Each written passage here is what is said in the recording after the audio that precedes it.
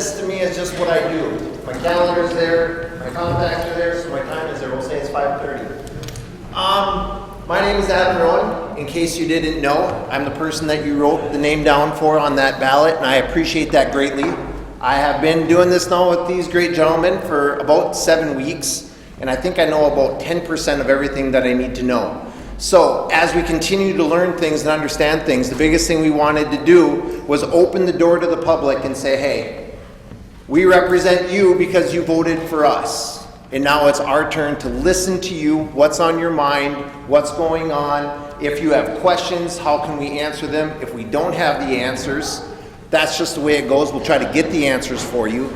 Some answers might be always answered by the same one person because they are well known for what we're talking about on that topic, and other things might be spread throughout the group. But the whole goal here today is to make sure that you understand as the citizens of Eveleth that your voice is to be heard. When I went around knocking on doors, my family was knocking on your doors, we kept saying, we want to know what's on your mind. We want to be a part of what's going on in your home so we can be a part of it here and do our best, and I emphasize that, do our best to accommodate that. So what I want to do tonight, through lots of online Googling, and I love Google. Google tells me a lot of things that I don't know, but there are a lot of different town hall style meetings, and I don't know what the right answer is for Eveleth yet. What I do know is we're not going to break up into groups later on so you can talk to one of us, because one of us doesn't know the answers to everything. We're also not going to break up because there's a real good chance that someone on this side of the room has a good point and someone on this side of the room has a great point to follow up on that. And if you guys aren't in the same group, then there's no way that we can follow up and work with each other on these things. Our goal is not to hoodwink. The city of Eveleth does not hoodwink their citizens. We want everybody to come in and have an opinion, be able to speak freely. Again, that doesn't mean we can do everything in this room that everybody wants. It's almost impossible. And one of the biggest things we always run into is the law and money. If I'm not wrong, those two things seem to get in our way on a lot of things. Money, mostly. I'd love to do everything everybody wants to do, but budgets. So, with that being said, we have had 4 meetings now. We've had some workshops since I've been in, and we've talked about a plethora of different things. Just a slew of ideas that have come up and that we've been working on from the last council, and of course I'm the only different face on that council. But working on things that they were finishing up and then looking to start new things as we move forward. So everything that we've been talking about that you've seen in our meetings, feel free to talk about them, ask us about them, have an opinion on them. All I'm going to say is if I just open the door and let everybody start screaming at us, that's not going to happen, I know that. But if we just open the door and just let everybody start talking at once, we're not going to get what we're looking for. So our goal is to just try to be respectful. And I hope that everybody's seen that as I've started in my first few meetings here, that the goal is we let one person talk at a time. We try to listen to that person. We try to listen to their opinion. We don't yell at each other. We're not raising our voices at each other. We're trying to enjoy being a community together. So with that, we are using tonight's town hall meeting kind of like a rocky roller coaster. We don't have an exact way that we want to do it yet, but we're going to learn a lot from tonight on how we're going to do these in the future. I'll tell you what, gentlemen, I'm sure you're excited as I am to see people here that have an opinion, that want to talk to us or maybe just want to hear things. But as we see how tonight goes, we'll then be able to go back as a council and say, hey, this is what we're going to do in the future. This is how we want to structure our town hall meetings. This is how we're going to move forward with things. So I apologize in advance if you walk out and you're like, wow, where was the structure? Okay, you don't want to live in my house. My house is all about structure, and it's all about notes, and it's all about boom, boom, boom, bullet points, and my kids can't wait to move out. But at this point, it's all about trying to understand this community, so I didn't want to do that to us. So, as you know, like I said, my name is Adam Rowan, and I will toss this mic through, and these gentlemen here will be able to introduce themselves briefly. Where you are, sir? Hello, my name is Joseph Koiman, City Councilor. Been on here for many years, so any questions I can answer? Jim Burkett, I've been in the council as long as these guys have. Brad Lillis, I've been on the city council for about 12 years, and I'm forward to hearing what you have to say.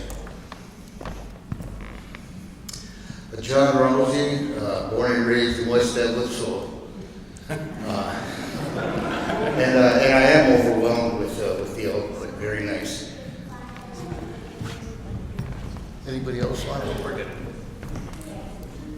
And then behind, we also have Chief Lindy from the police department, and then Jackie also, as city administrator, who will be here if they have answers that can be given that some of the other of us cannot give. Hopefully they can give us a helping hand. So with that being said, I'm here to start. Is there a topic at hand that we can look forward to and start passing a mic around and work together? Does this, just recording what we're doing here, is this going to be loud when they talk into it? Done. Got it. Now I learned. So there's a lot of things going on in the city of Eveleth. I'll come over, I'll drop off this mic, and we'll just start working together. Now remember, the goal here is to hear more from you guys than from us, okay? If you want to hear from us, so we'll answer those questions. Just give us your name and enjoy the mic. Sir? Dale Zama is the name. I'm interested in this school project up here in this land and the proposed infrastructure that's going to go into that. And what I've seen so far, a tax or a bill of $10 million. Because the IRRB, I don't know if they okayed it last night, a $2 million grant to go with this program. And from what I understand, looking at it, and I haven't seen the layout, there's 28 lots. When you look at $10 million for 28 lots, you're talking $300,000–400,000 a lot you got to recover. Where is that money going to come from? We'd be better off cutting grass and putting swings up. You know, this town has got a $10 million budget a year. I mean, you would go around this room and ask everybody how they're fixed with this economy over the last 4 years and how we've been ripped off by every form of government in this country, from the White House, state, and our county is really terrible with taxation. We got to quit spending. We got to get a handle on this stuff. I mean, we're born and raised on a range in Eveleth. But if you had a nickel growing up, you had a lot. And all of a sudden, we're talking millions. For what? Thanks. Sir, appreciate that. Okay. Anybody else have anything on that? And then we can start answering some questions if anybody up here wants to give a specific answer by any means. Not on that, something else.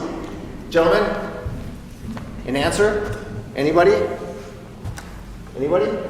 One of the 10 million, go ahead. One of the things that came up at the last meeting was housing for people on Iron Range.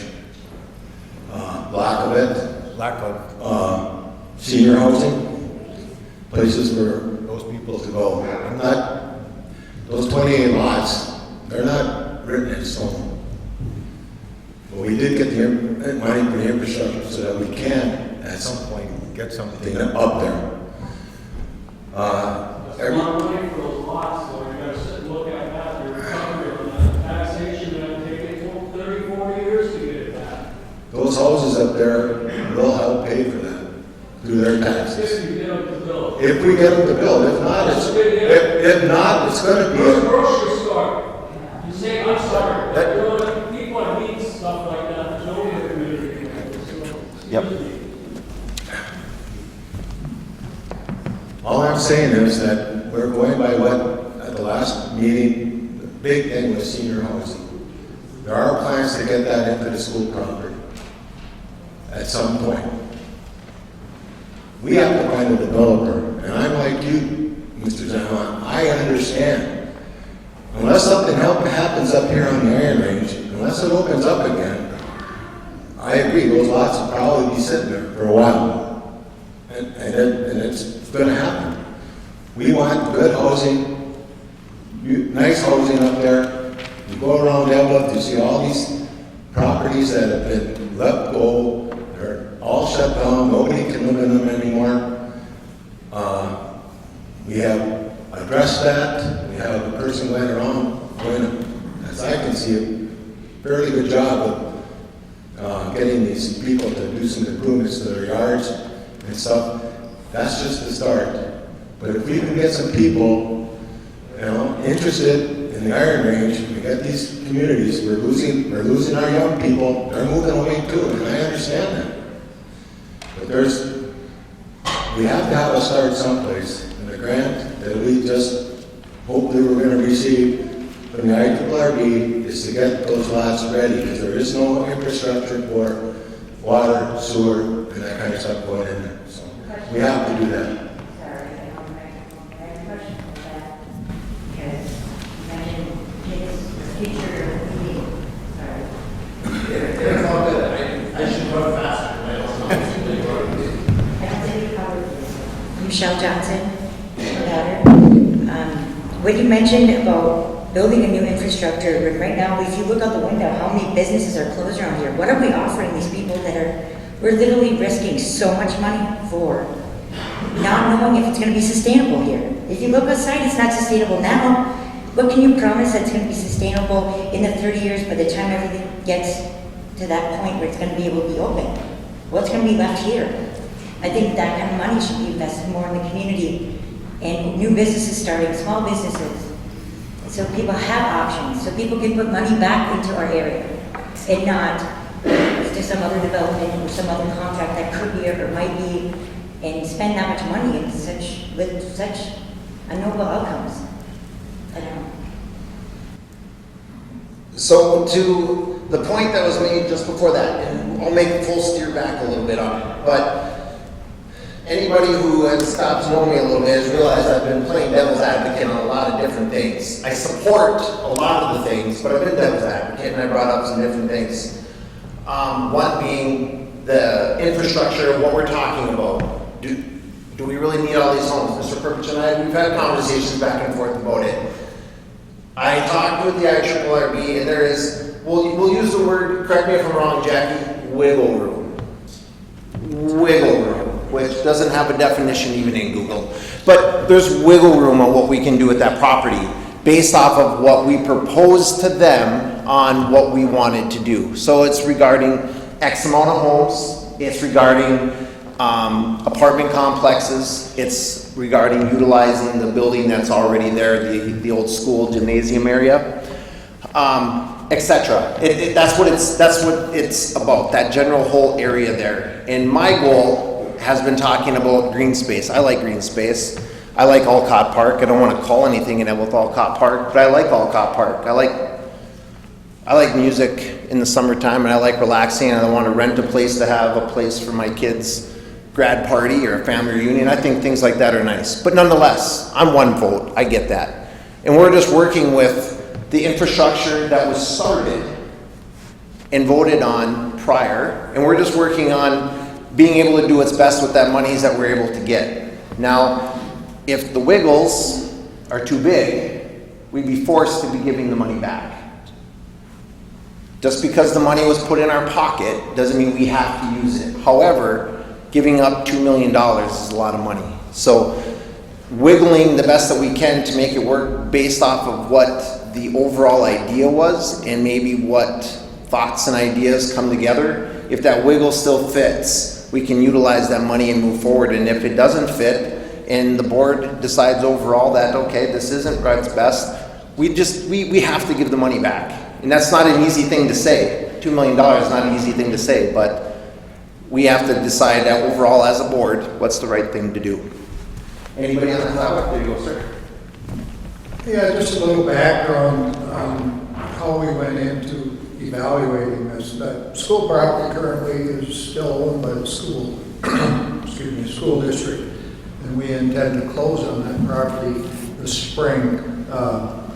As they began their demolition phase of the project, we had to make some commitments as a city towards the purchase of that property.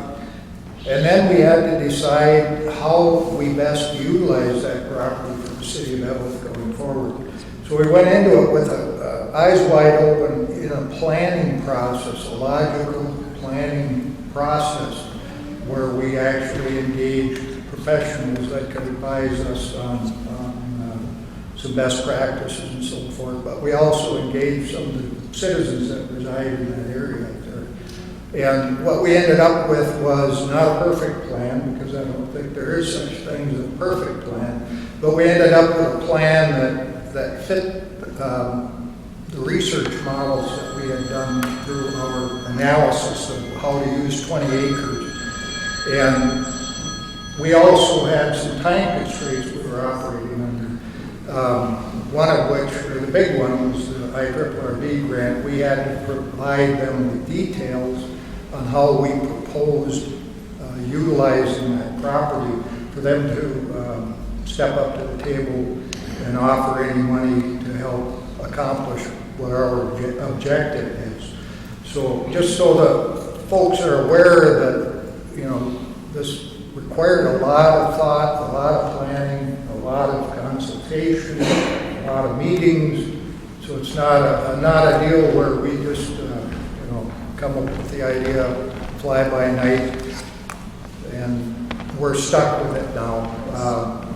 The mayor mentioned there is wiggle room, and I'll echo that sentiment. You know, we continue to have discussions about how we're best to utilize that property.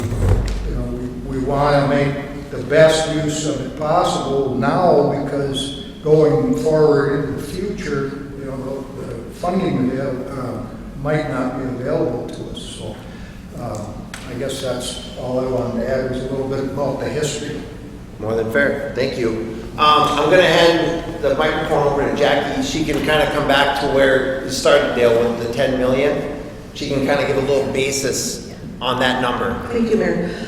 So when the city applies for IRRB grants, we have to show that we either have skin in the game, meaning cash, or some other match money.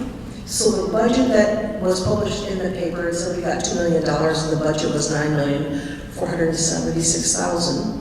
Includes a $2 million grant from the IRRB, Rockridge School District building demolition of $5,543,000, and the City of Eveleth's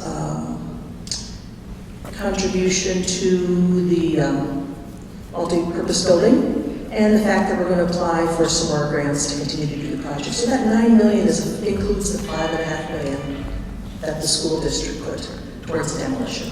So it inflated the number, but it's really important to IRRB for them to keep track of how much money is invested in the project, and that was also considered an investment. So to clarify on that, and Jackie, if I start speaking like I'm wrong, it'll be the second time today. We'll just call it 10 million minus 5.5 that the school paid for is 4.5. Minus the 2 million that we got from the IRRB puts us at 2.5-ish, along with other things that are going on. So you are 100% right when you say $10 million project. Yep. Why are we buying back property, buildings that we own? That school district belonged to this city, we pay taxes on it, the money came to the county, state, or whatever, federal government, we own that, why are we buying it back? Stupidity. Excuse me. We don't own it. We don't own it. We don't own it. We don't own it. No, we don't. So right now the school district owns the school. This community. The school district owns the school, and their price, $500,000. That is the price that we, in 2024, decided that we were going to pay for it, and we're moving through on it. The benefit that came out of it right now is that because they put $5.5 million into demolition on the rest of the property, we're able to utilize that towards the grant aspect of getting the $2 million. So there was a little bit of a benefit to that portion of it. But it still doesn't change, correct, the fact that we purchased a building for $500,000. There's no doubt. Ooh, she left. I feel horrible. It's gonna go all the way back to where she was just talking about. She had a little one with her. She might come back in the room. Okay, I'm gonna come back over here and we'll continue this room. Thank you. Oh, she's got it. I got a different voice. She's yelling at me plenty of times. I'm We're going to good. be a little bit off topic, kind of.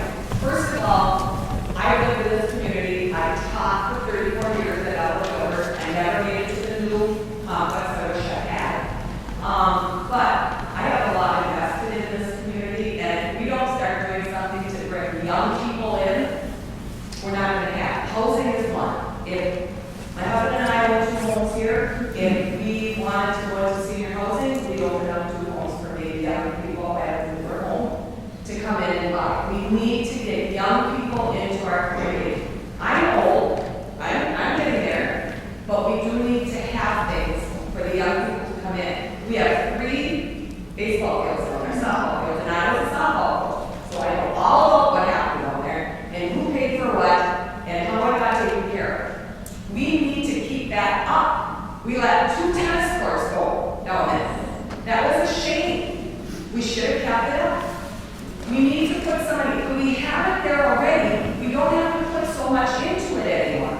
When I was coaching, the school levied to take care of that while we were practicing on it. As soon as we were done practicing on that field, then the city had to take over for the summer. So now it's all city, right? The school's not gonna touch that. So we already have 3 fields down there, let's keep it up. We have little kids that go down there and play on some lawn, organized. But the 2 tennis courts that were let go, that's a shame. Now we have the 4 tennis courts up here. Are we gonna do anything with those? They have to be fixed. I've been retired 7 years. There were cracks on that bed.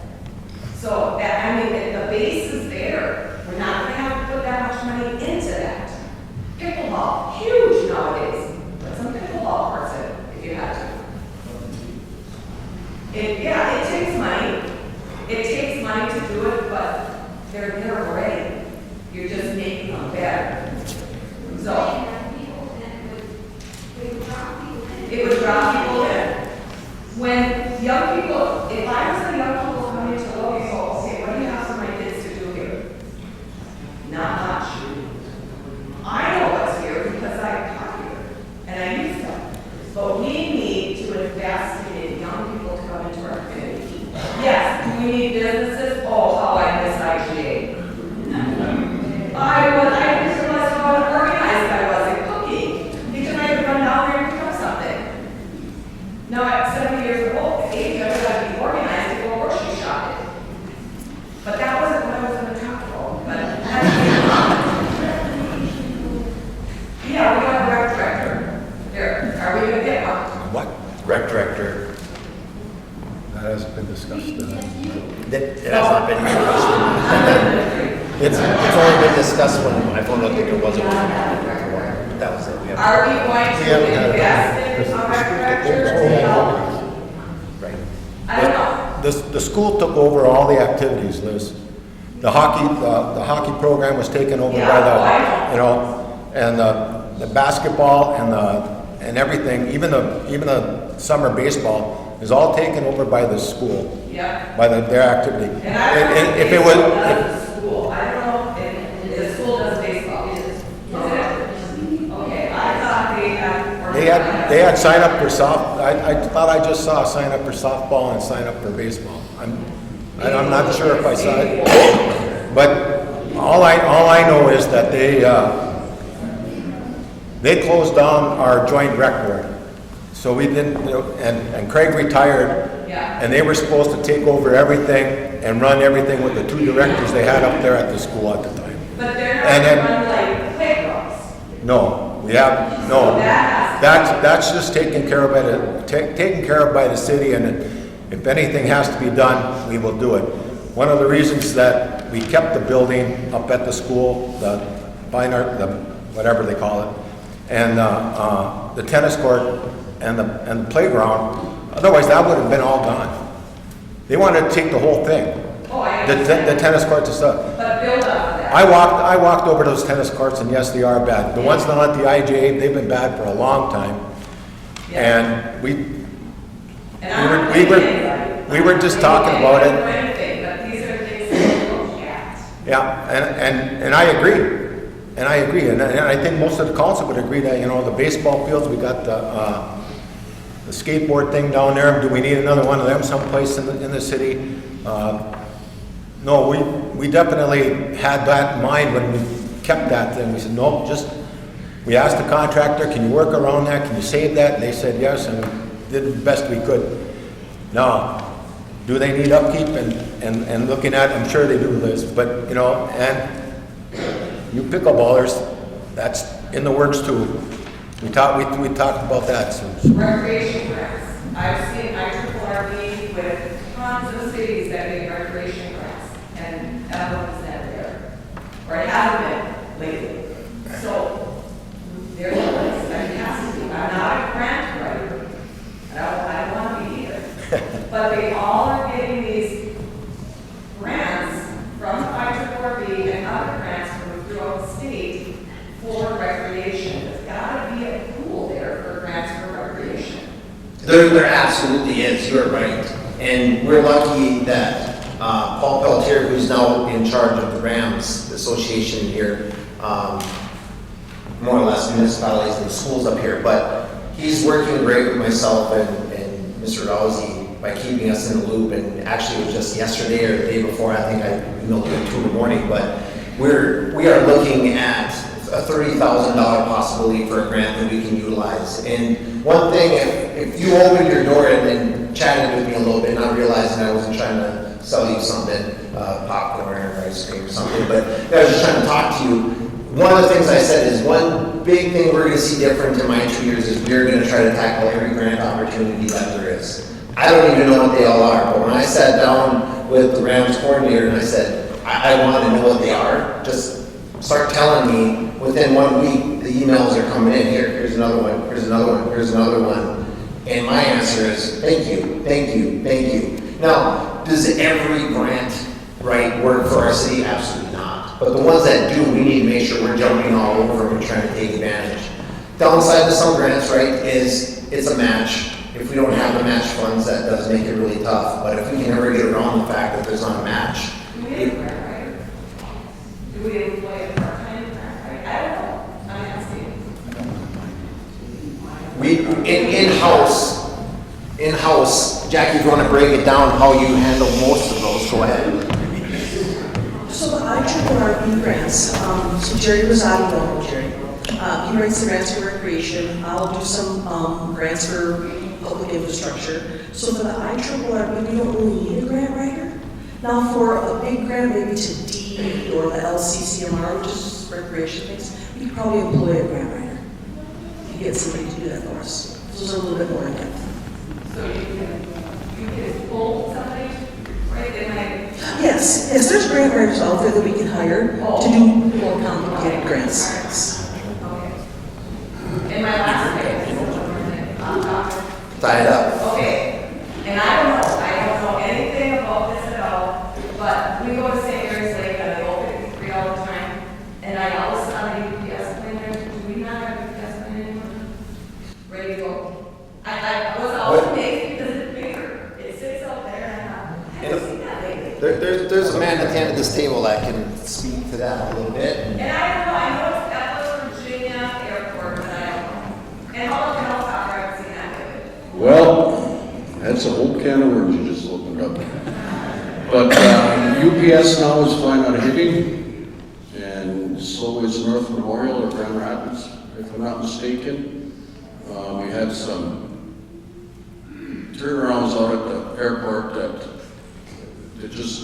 we're still working on, and it just haven't panned out, and they moved out and moved over there. But we have some other things working on fire right now that we really can't bring up right now. But Because UPS was here for years. they were here for how many years when I was golfing on Wednesday night? 7 o'clock, 5 to 7, 8 o'clock, so I knew what time it was. Yeah, right over our You know, they're not gone for good yet, but it's going to take a little bit to get them back. North Memorial, they're not coming back. I don't think so. I always felt safer with them there, so I don't know. Well, they have a place in the Grand Rapids too, so I can't speak for the business aspect of it. All I can speak for is it's the Eveleth, Virginia Airport, and we lost a customer.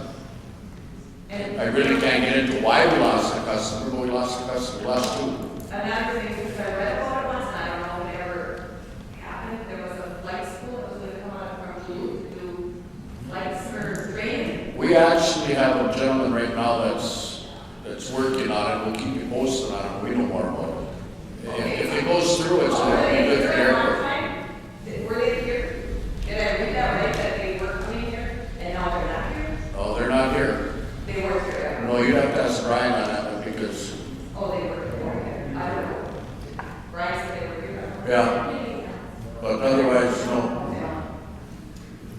You know, Well, it's just a shame that we lost. and I just want to add on to this, since you gave it a mic because I have my hand, that what you brought up about the pickleball courts, we've all been talking about that. We brought that up a while back ago.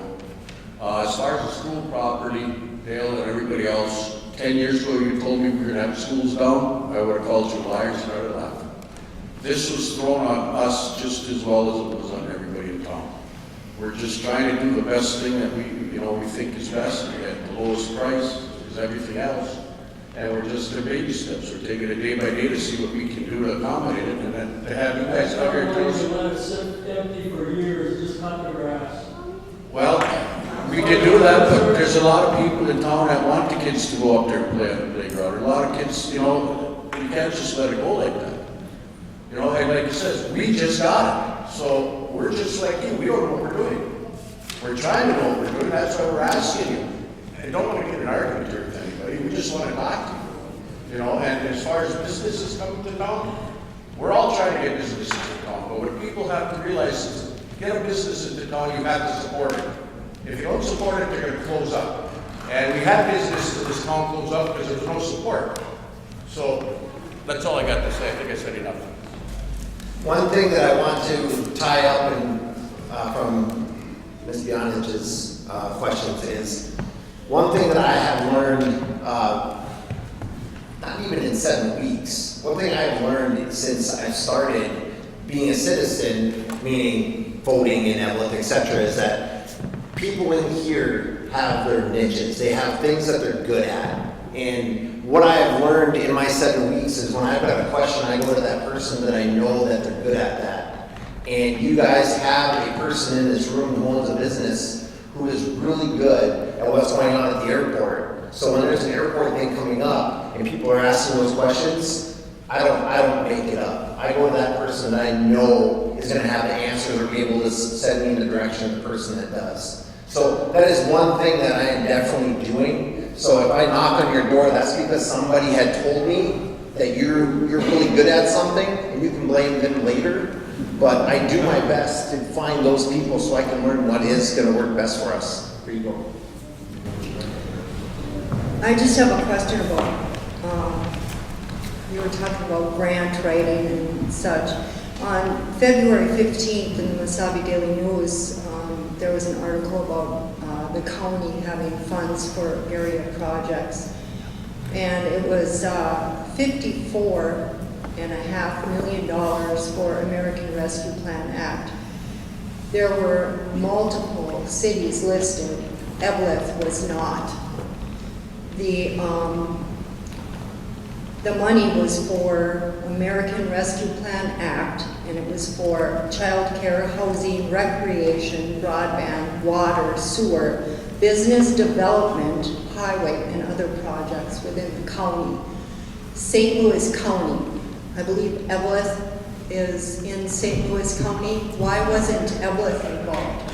$54.5 million, and we didn't go for any of that money. I would like to know why.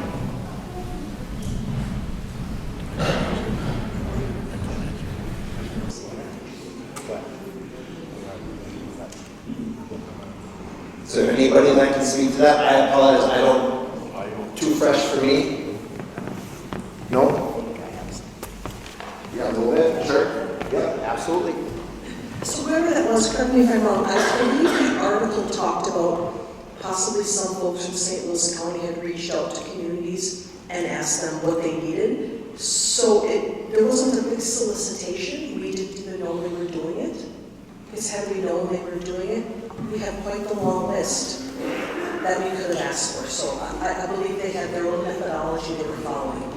Did you get curious? I mean, just get curious about, okay, well, this obviously is well enough to be in the paper that even after that, has anybody looked into it since it's been in the paper? And wondering why, okay, so it's telling you, reach out to these people, did we miss somewhere? Let's not let it happen again. The opportunities where money is available for our community, should that be grabbed so that we're not spending more? I don't know. Absolutely, I'm gonna, yep, you are, your point that you just made, you're 100% right. There is no good answer to why, other than all we can do now is try to move forward and be better at that, because you're 100% right. We miss it on the front side, we have to learn from our mistakes, and hopefully we can take these examples and go from there. Thank you for that. Here you are. I'm new to the community. I've been here for a year and a half. I come from a progressive community in Wisconsin, small town.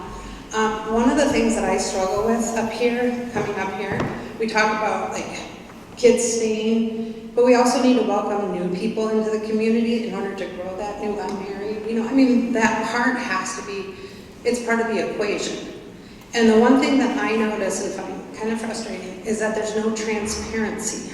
Like we all have cell phones, most of us have smartphones, maybe not all. My dad still doesn't, but like most of us do. When you look at other cities and towns, their websites are accessible by way of cell phone. On ours, when you go to look at it, you're directed to the computer version, right? The laptop version. Like there's no, for instance, I had to call the city to find out when the meetings were held. That should be transparent. That should be bam on the first page. I'm glad that I made the phone call. I'm glad to see that they made that change. But things like, what grants are there out there? Things, you know, what's the city involved in? We shouldn't have to, in today's age, find out from a newspaper what's going on in our city. Facebook. Every town around here, city around here, has a government city page.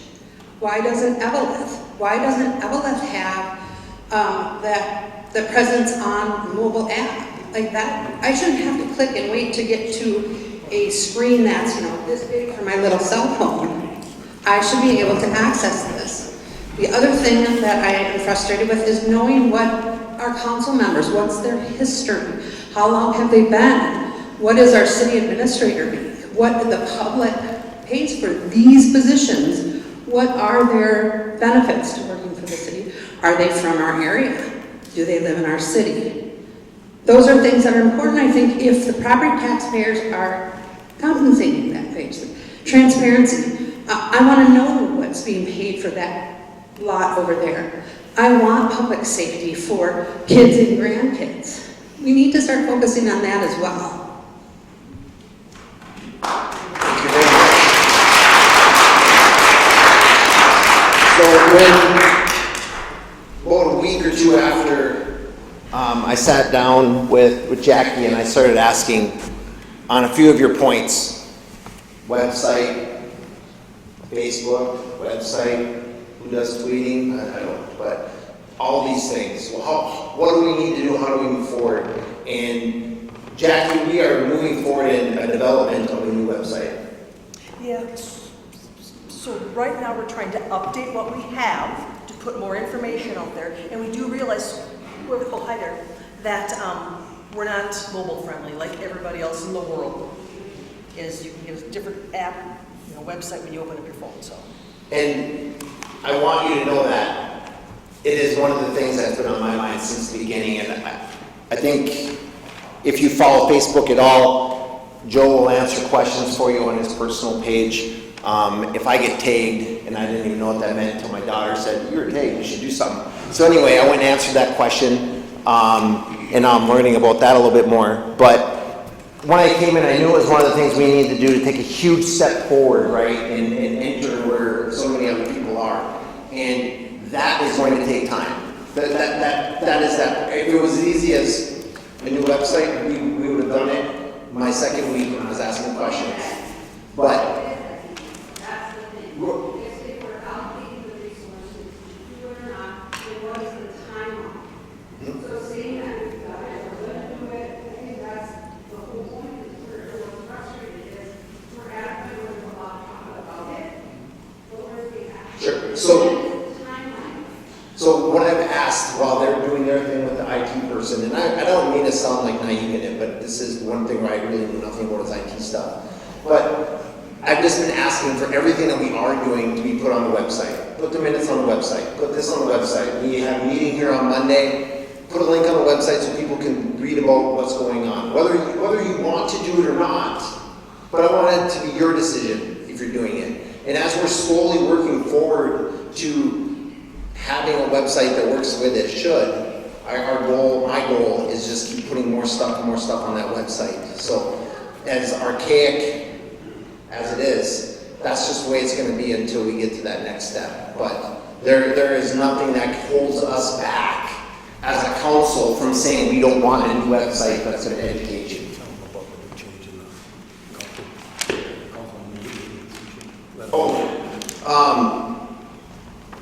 One other thing, that very first agenda that I had, and I'm not sure, you might see it was on the website, but very first meeting we voted that we're not doing 2 o'clock in the afternoon meetings anymore.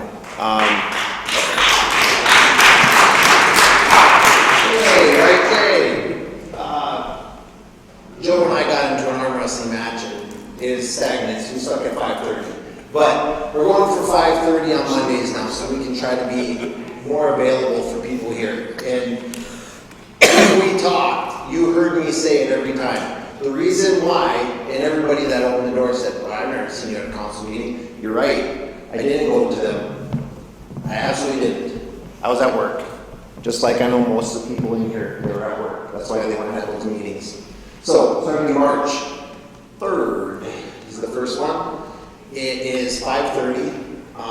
It'll still be in the council hall for now, but just kind of sitting on the back agenda. I did try to move it to this room. We didn't quite get there yet, but 5:30, first and third Mondays. So that is one change that we're trying to do to be absolutely more transparent. Absolutely. We're going to head over this way. Here, sir. Thank you. Paul Schreier, I'm a new resident of Eveleth. I've only been here about 20 years.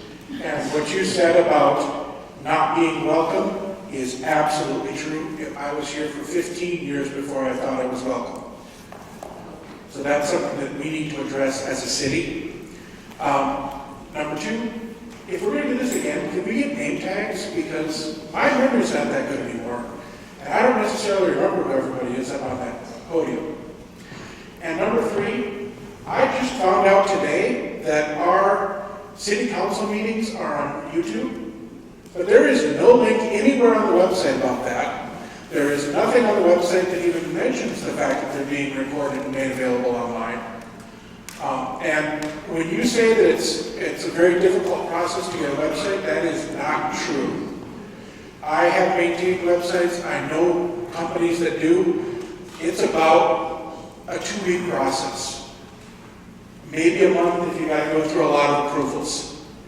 Now, I know that there's going to be more hoops to jump through because this is a city and there's requirements from state and federal, but it still should not take 6 months to get a new website.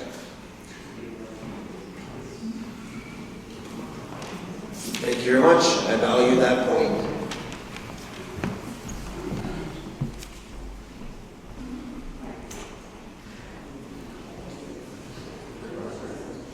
I know I came in late. Sorry about that. I don't know how everything goes here, but problem in my mind for a long time has been stop signs in Eveleth. I've always wanted a stop sign down on Hattrick Avenue at the end of Jones Street.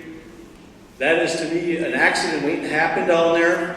Aqua Power has pickup trucks parked close enough that you can't really see the traffic coming in one direction. All of a sudden you got somebody come flying by from the rink. There's going to be an accident down there one of these days, and I don't want it to be me. I go there a lot.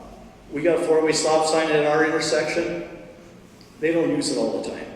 I'm not complaining about that. It's just that I think there's a lot of stop signs in here, and some of them should be, now that we don't have a school anymore, we should get rid of some of them.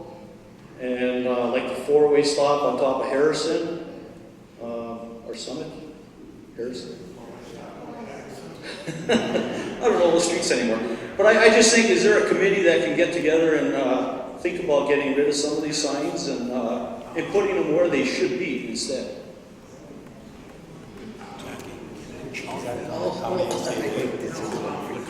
Excuse me, as long as we're on the subject of stop signs, you have 3 stop signs starting with Pierce Street. Within 1 block, you have another stop sign. You go another block on McKinley Avenue, you have another stop sign. It was my understanding that they were put there because of the children walking to slow the traffic down.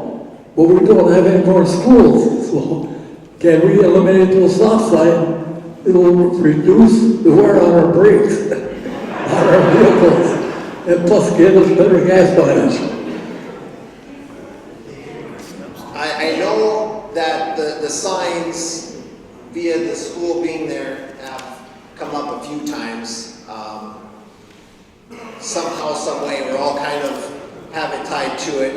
I may or may not have tied one of my political signs to one of them, but that I felt like it wasn't needed as the school wasn't there. But I feel like that is definitely something that, Chief, we can look into with a board of some sort and reevaluate the whole school ground area. Yeah.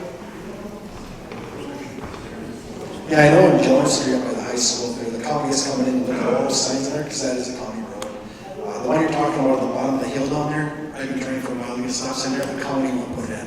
They're the ones that make the decision on that. That is a county road as well, right? Yes, yep, and they will not put it in there.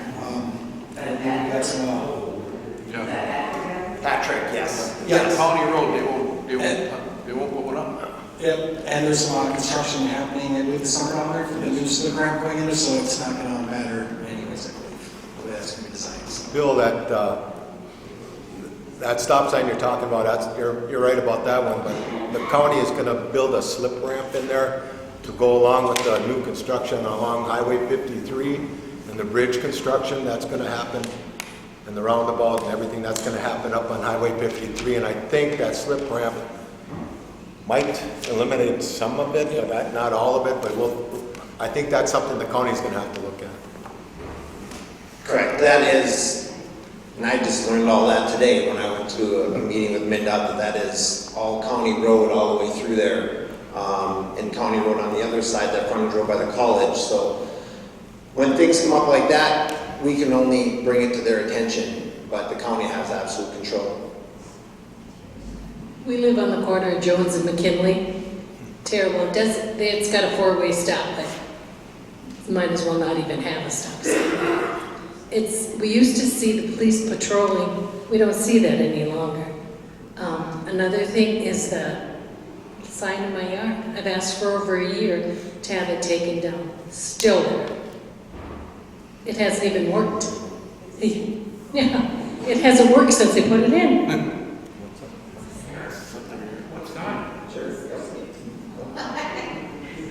Okay, my name's Laurel Rowan. Yes, I have the same last name. If you like him, he's mine. If you don't, he's his. That's the way we work this. But anyway, I'm kind of going back to the whole school project. And just so everyone knows, Adam might be my son, but we don't agree on a lot of stuff. We have a difference of opinions, we have arguments, we get through them, he's still my kid. But one of my things with that whole school project, and I don't understand a lot about grants, I'm not even pretend I do, but we're getting $2 million, and we're gonna put all this infrastructure in. That's what I'm hearing, for 20-some houses up by the ballpark. And unless the lot sizes have changed, last I was told by the engineer, they're 65 by 100. I don't know how many here want to build a brand new house on 65 by 100. Not this girl.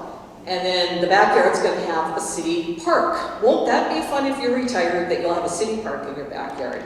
Personally, I also not interested. But back to the whole infrastructure thing.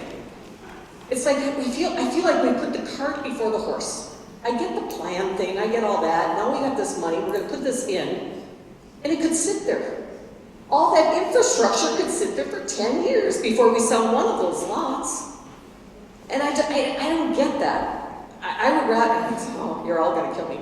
Give the money back. Let's figure out a phase thing with this and how we want to do it. Phase 1, phase 2, phase 3.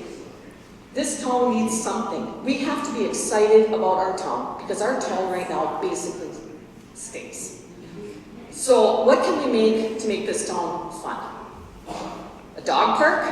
Thank you. Carla, and Steve for taking care of the one we have. But we travel, we road travel, we take our dogs. And I will look at, oh, we're going to be here for lunch, we have dog park. I can tell you, if I looked up Eveleth, Minnesota, and that's where that dog park is, where it is right now, I would never stop there. Number one, I don't know your town. Number two, I'm going to be on a dead-end road, and it's dark up there, and you think I'm going to go up there? Never. I will go to the next town that has a safer dog park, and I will eat their food from their grocery stores, and they will have my business. So the first thing you might want to do for tourism, since you fixed up Vale Pond, which is pretty cool, let's get a dog park somewhere where people would feel comfortable and safe to go. Let's put some swings, more swings for kids, places for kids to play in the summer. Fix the tennis courts like Liz said. Get the, that would be great. Pickleball. And yes, if there's any grant money that obviously we just lost out on tons, a splash park. I heard that when I walked around town. A lot of people go once. So I know they've got their dream up there of what they want. I just don't know if it's for our town. So I was kind of told through the back door, grapevine, and all that good stuff, that at the August meeting, the people decided that was the plan. I don't remember ever being asked. I did not take a vote. I actually said, let's put the senior citizen, or 55 and older, up at the top by the ballpark. I'd rent one of those apartments. I could oversee the whole, wouldn't that be a beautiful sight to look at? It's gorgeous up there. Single family homes, yes we need them. But we need to move out of our homes, because we're all going to do it, because we can't climb steps. Yeah, he'll tell me this, don't worry. My house will go for sale. I got a nice house, I'm in a nice part of the neighborhood, and that's that second generation. They bought that first home they could barely afford, now they can buy something nice. They'll buy my house, and I'll be in an apartment. But I don't want to be an apartment on Jones Street. No.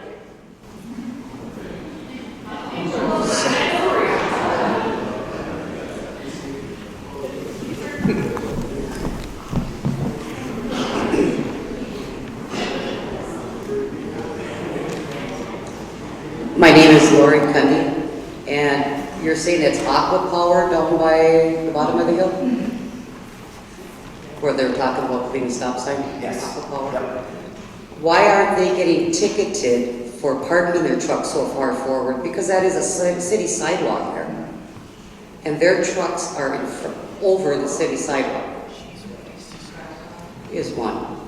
Number two, up at the school where the school was, are they thinking of putting a hockey rink back up there? Yes. Yep. Because that whole area with that building, you could make all kinds of things for kids to do up there. Because the other one was gonna fall down anyways. Right, that one was pretty rough, yes. So yeah, no, that's in the works. You know, it's just, we don't own it yet. So we really can't do anything. Okay. Would they think of something like at the old junior high, they had the basketball courts there. The kids used to go nuts there every spring. So they need something like that up there too. That would be nice.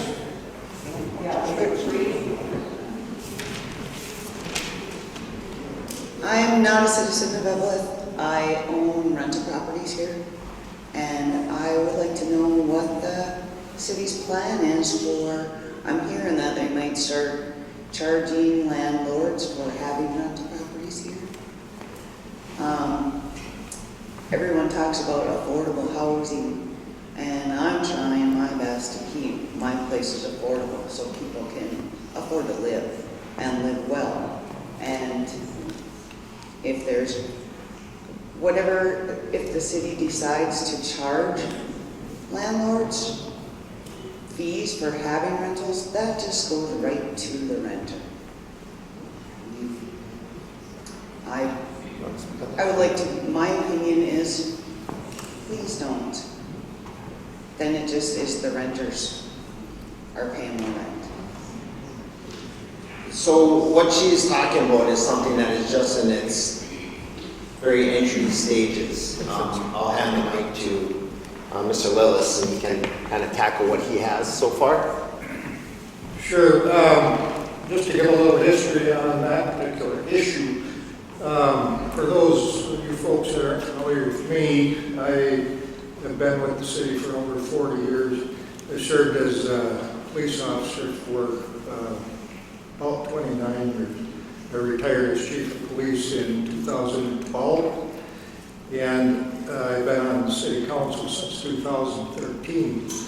And I know that for several years we've had a lot of negative issues with certain rental properties throughout the city. So the city has probably worked for years to try to determine how best to deal with these issues. Certainly the police department can deal with case-by-case situations, but I think as a city we need to address the properties that are purchased by individuals and then rented out, and these people that are purchasing them and renting them out don't stick a dime into the property or stick a minimal amount into the property, and the renters are left there to their own device, and they're paying good rent, and there are certain things, quality of life issues, safety and so forth, that aren't met at these properties. So the city arrived at, and it's in its infancy at the moment. It's not been officially passed by any stretch of the imagination, but we're getting to the decision-making point where we are proposing a licensing program, charging a nominal licensing fee. But part of that whole licensing situation is a means by which the city can oversee some of the issues that have been a problem for tenants as well as neighborhood. The proposed rental code includes an inspection process, so anyone that's renting property would have to undergo an inspection by a proper city official to get their license to operate. Part of that is going to go a long ways towards making things safer for the people that are renting these properties, and also is going to go a long ways towards making these properties a better fit in the neighborhoods that they are in. There are certain requirements, and there are minimal requirements, there's nothing outlandish, but it's certainly a means to improve the quality of life in the neighborhoods as well as for the people that are renting properties.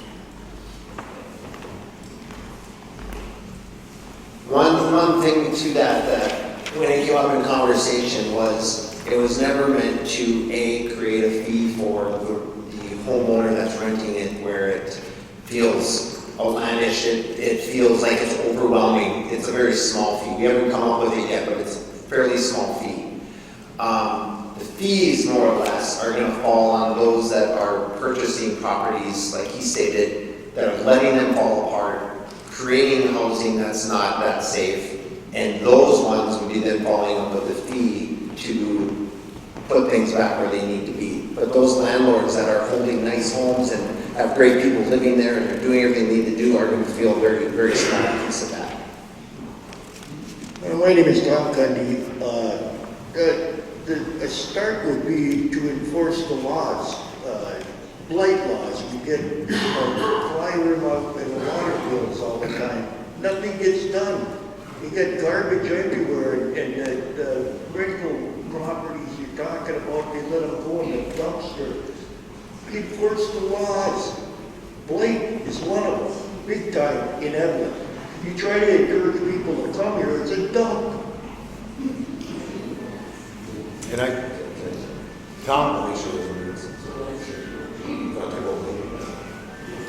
There's a blight situation in Eveleth that's been going on for 40 years. It's called North and South Court, 500 block to 700 block. I grew up there, I know that area. If you ever get a fire or the wrong wind, guess what? One side of that's going out. Them trees are too big, they gotta come down. And I've been told by people that were in there, sentenced to serve, that they couldn't time off to get them to work in there. Well, guess what? We gotta get a little tougher in this world. people gotta go and do their job, and that would be one of the places, gotta get in there with equipment and clean that out.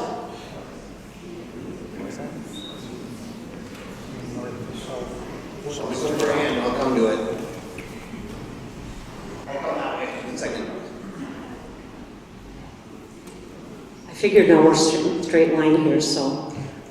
My name is Margie Clavenin. I've owned a business in Eveleth for 30 years, and I promise I won't embarrass my brother on the far left. I just want to say, I think one of the hot topics to me tonight were grants. And I don't want to beat a dead horse, but boy, they're important, no matter how big or small they are. We have a fire department, an ambulance, a police department, a public utilities department that, in my opinion, are fantastic. We have grants that are available through our community foundation. There's many members from that foundation here tonight. We can't get any grants from the city, and I don't understand why. I think that our 4 entities want to do those. I don't know why they haven't been turned in.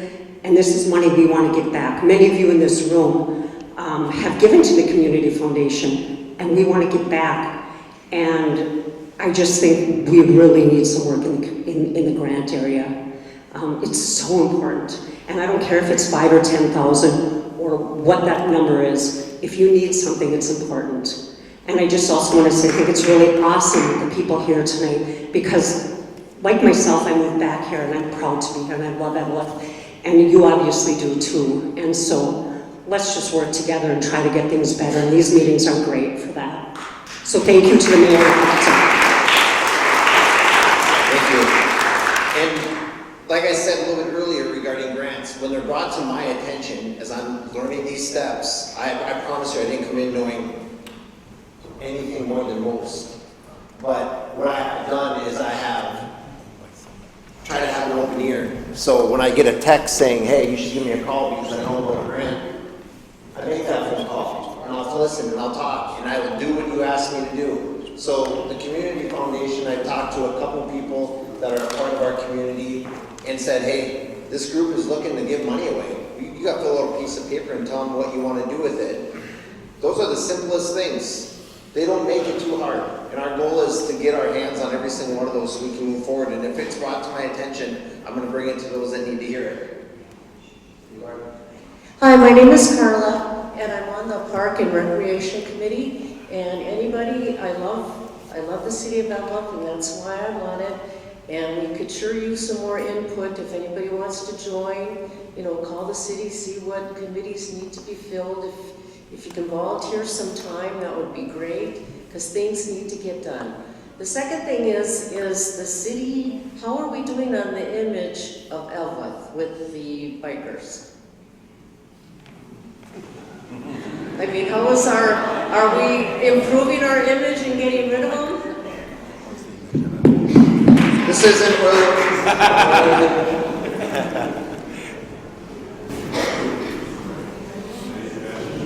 All right, so I have 3 questions left on the grant. Will be submitted tomorrow morning right away. I have 3 questions left. I've been working on it for the last couple of days. As far as the Hells Angels, we don't want them here any more than you folks do. There is a process to go through. We have to follow the laws, otherwise I'll be out of the job. There's multiple active investigations going, so we can't really say a lot more, but it's a slow process. So I don't want them here either. They're a thorn on our side. But we are working on it, so I don't think we're not doing anything. There's a lot more to this than just getting rid of them. So, and I hate to say it, but they're citizens just like you folks. They own property just like you folks. So it's not real simple. So, but we are definitely working on it. Daily, nightly.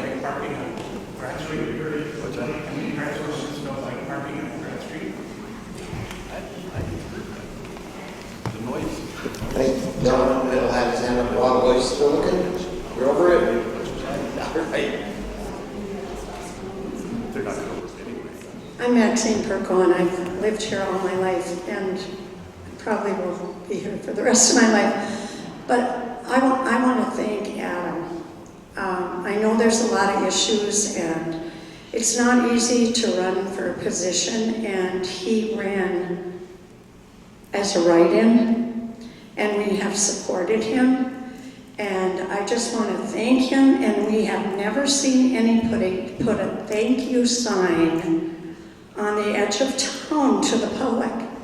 And so I want to support him. I know these things aren't easy. I appreciate all of you that are on the council. I think we need to be more transparent. I want to bring up you two people that came into Eveleth. I lived in Eveleth. I just want to tell you this before I end. I came back to Eveleth. Bill was in the service, but he was from Gilbert. And McKinley, 200, 400 people, okay? Hi, Bill. Came back here to live, and we were told, go back to Gilbert and do your curling. That's how we were welcomed back. So I feel for you. We're not always the most welcoming people, and that's shame on us. Shame on us, really. We get in our little groups, and I don't want to be like that, because it happened to us. I'm going, Gilbert? That was before we were Eveleth Gilbert, so when they did come together, he had his Gilbert out and I had my Eveleth. You know, so I think we need to be more welcoming. But I think Adam and his council, because we want them to be more transparent, need a big round of applause for even wanting to do this kind of job.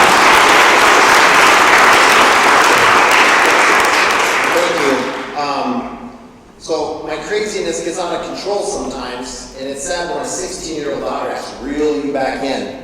But I knew of a house that went for sale and it sold, and I told my daughter, I should go knock on the door and welcome to town. Like, I'm the mayor, welcome. She's like, you looking for votes? I'm like, oh, please. No, I just want to say, like, welcome. I don't know where they're from. And she's like, you know how many houses might sell? Do you know how many doors you're going to knock on? You know how many dinners I'm not going to eat? Got it. But the point to it was that she didn't misunderstand the point, right? All of us need to do that. All of us. And we up here can do our best. But knocking on their door and saying thank you for moving into town probably isn't the thing. But in our neighborhoods, in our communities, and in our parks, when we're seeing these people, probably the best time to do it. And my goal is to make everybody feel comfortable. Show up in a park, feel comfortable with it. That would have been fun. and see what we can do. But I appreciate this more than you guys realize. And I'm hoping that she complains tomorrow that her wrist hurts, because I want to see all the notes, because I'm only going to take in so much. And I appreciate them being here, because now I can watch this again. Realize how much I'm losing my hair faster than I was coaching high school sports. But come back and look at everything that's truly important to everybody in here so that we can continue to move forward. Here you go. Hi, my name is Anna Townsack, and I was just at the Rose Garden in Duluth today, and then I noticed at the school in Virginia, their new playground, they built a hill, a sliding hill for the children.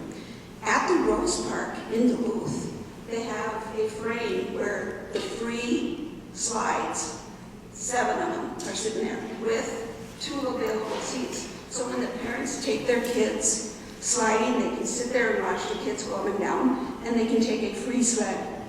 How much money would that cost for us to make a sliding hill? It's just something that, wouldn't that be nice if it was one downtown or one of the... You're stating that there are sleds available for people to use? Yes. Am I understanding you right? At the school in Virginia, I have no idea. Right, but they go. They go, and they're sitting there, and I was just there today, and I thought that is cool. We need that. Let's steal that idea.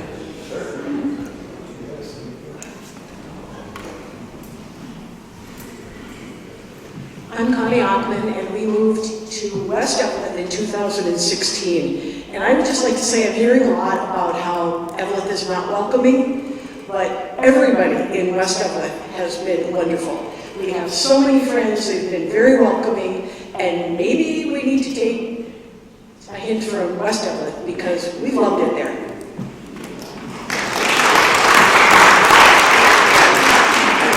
I'm glad to hear that. Here you are. Hi, my name is Tony Nemenick. I'm a West Eveleth transplant to town. Very quickly, with all the things that we want done and that, all the suggestions for improvement, I want to give a huge shout out to the Eveleth Library, because it is the place in town where every person in this room, everybody who we know or will know is welcome at the library, and there is something there. I stepped in to return a book today, and there's somebody who just comes in and she sits. My mom used to do this, would just go there to make to do jigsaw puzzles. People come in to use the computers, people come in to read newspapers. They may never take out a book, but there's a place for them at the library, and they work really, really hard to reach everyone in town. And anybody who's new will see that when the summer program for kids gets started. I think that when you talk about accessibility, having your meetings in a room like this where people can actually come up a little ramp, get in the door. I won't go to City Hall because I'm not climbing those stairs, and I think maybe this room is cheaper than putting in an elevator in City Hall. I'm not sure, but maybe. So this was really good to have this here. And I was really glad to see that this is where it was going to be. And then, my last thing is, speaking of accessibility, last year there was a huge electrical upgrade done in town, City Hall, Police Department, Library, and when there was still no automatic door opener at City Hall when all this was done, I was shocked that city planning, financial institution, electrical engineering, nobody said, hey, wait a minute, why do we not put in an automatic door opener? There's one in this building, and it would be really nice to have one there, and I mentioned it one day when I went into City Hall, and I was told, well, you can always call us and we'll come and open the door for you. And that really isn't the answer, because I don't think anybody working at City Hall gets paid to come out and open the door whenever anybody might, have a stroller with a kid, or have their arm in a sling because they have rotator cuff surgery, or whatever it is that just makes it easier to get into City Hall. So, somehow, if that can be done. Yeah. Two things to that. Number one, yes, Miss Higgins, amazing job done at the library. Go visit her. She'll talk with you all day. It's so great what she's got going on down there. And the second thing is, if nothing else tonight, open my eyes to how narrow-minded I can be. I never thought twice about a button on City Hall to open the door, because currently it's not a problem for me, but I understand that it's a problem for some, and I never even thought of it, so just that alone opens my eyes. I'm Roxanne Kelson. I just want to speak to what Ms. Bianchi said about possibly having some kind of an activity director. I used to work at the school, and now I work for a library system. And there is a whole population of kids who are old enough to stay home, like in the summer when their parents are working, but they're not old enough to get themselves anywhere to do anything.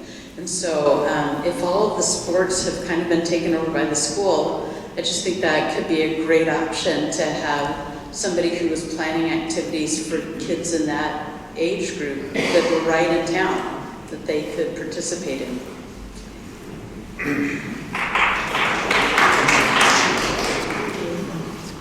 Since my wife took the microphone, I guess I have to stand up. I'm Aaron Kelson.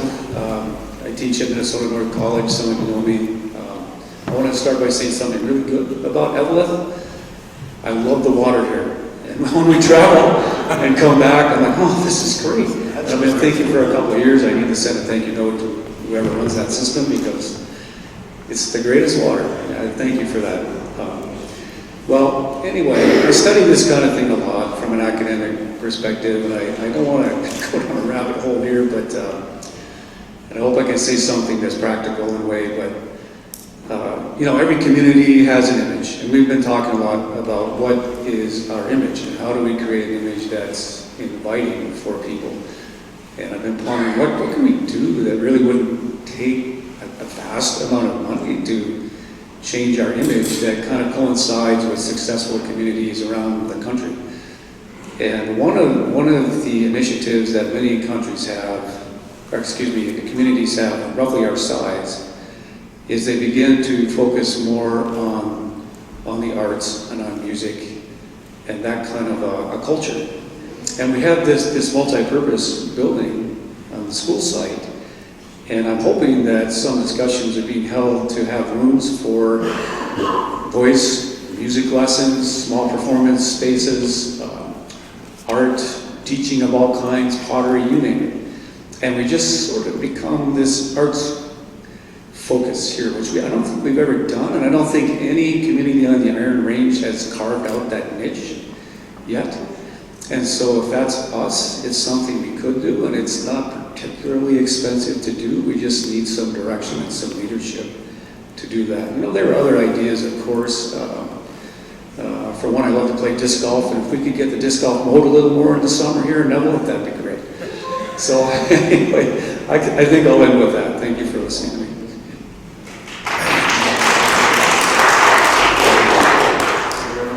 Appreciate it. I don't need it. I know. Because I read it in the paper, and I know for a fact that Scenic Rivers, the clinic, I don't use it, I don't go there, go to St. Louis. They're looking to expand. So, as a person in the community, I hope everybody's falling a little backwards now to stay here. And that goes for any other business that we have already. We need to keep those businesses here. And as people in Eveleth go to those businesses, please, we need to do that to keep what we have, and then maybe we could better. I don't know if anybody else knows, but I single-handedly kept poor Gary's way, way in the black. In the red, there'll never be a problem. I saw a hand. I lived in Eveleth for about 9 years. My name's Jared Montgomery. I live in Eveleth, I work in Eveleth, Minnesota Power. And I don't know if I'm a young person at 29, but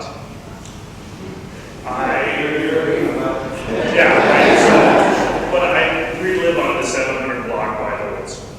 And I didn't know what they were doing with it until I came here. But I really like the idea of a green space, right? You have the rec center. I don't think downtown's gonna attract anybody to move here. But I think a green space would. Look at Wywabic with their green space. You mentioned Alcott Park. Ely does great with their green space in the wintertime.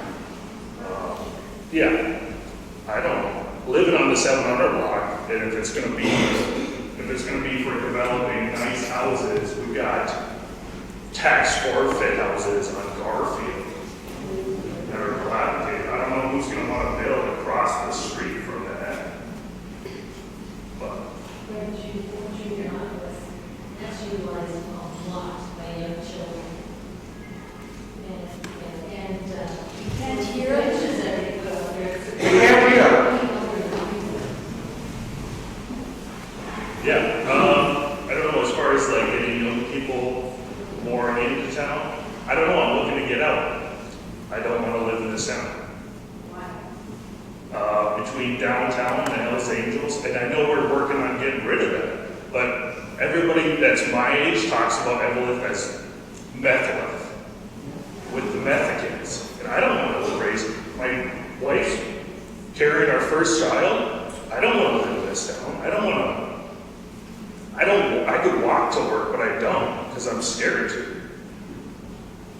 But having a park near my house or on the other side of the Hells Angels, on the opposite side, we see people walking their dogs. I've seen more people up by that park now, or it's not a field, but I've seen more people up there now than I ever had.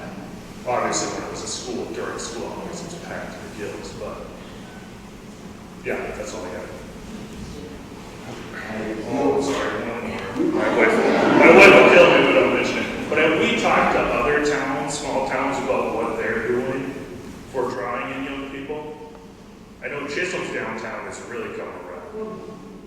They've really done a lot of work to get their businesses up and running. And I've known a lot of young people that have moved to Chisholm. I have recently reached out to couple different towns in that direction. Council members, people that know their economic development people, so I can try to get there. And honestly, you know, I guess we can all pack a bag full of excuses, but basketball season just ended, and now I have time, and I look forward to making phone calls to catch on all those things.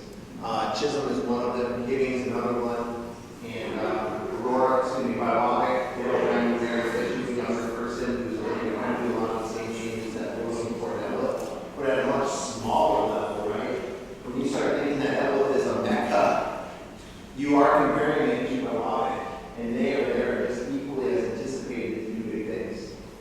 So, I really like the idea of green space at the school, and there's so many things we could do there. We like to garden, but like most of us, we have a puny yard. When we were in school, the extension did a community garden, and we could rent a little garden spot. So something like that would be really awesome too. She wasn't giving to you again? Okay. I'll scan. Yep. Cool. That was me. Too old for this. I have a question about the new development. I used to go down to Buffalo, Minnesota, Wright County all the time because I had relatives living there. And it seemed like every time I went down there, there was a new development going on. But I never saw a city name on it. I only saw developers. A developer would buy the land, they'd build the plots, they'd put in the infrastructure, and then they'd sell it out. Why are we trying to do this as a city rather than trying to partner with a company to deal with this? We're not trying to do it as a city. We're not trying to make that development as a city. We're waiting for developers to come to us and say, hey, you got a marketable spot here, let's go. What happens, you know, if we don't, we're trying to get the infrastructure in there so that they come up there and say, yeah, there have been two people that have said they might come in if everything was available to them to put in a house, a model house, just say, you know, and then they would go from there to see if they could get, if they could develop the property as they laid out. It's not to say that you can drop your own plans, go to Menards, get a package, and put it on that property. That's not what's going on here. We just wanted to make sure that we have the infrastructure going in there to do that. But as a city, we're not poised to develop anything. Certainly not at the cost of you people. You know, we can't. Just like we can't build a grocery store for you. We can't get a hardware store for you. We can't do that.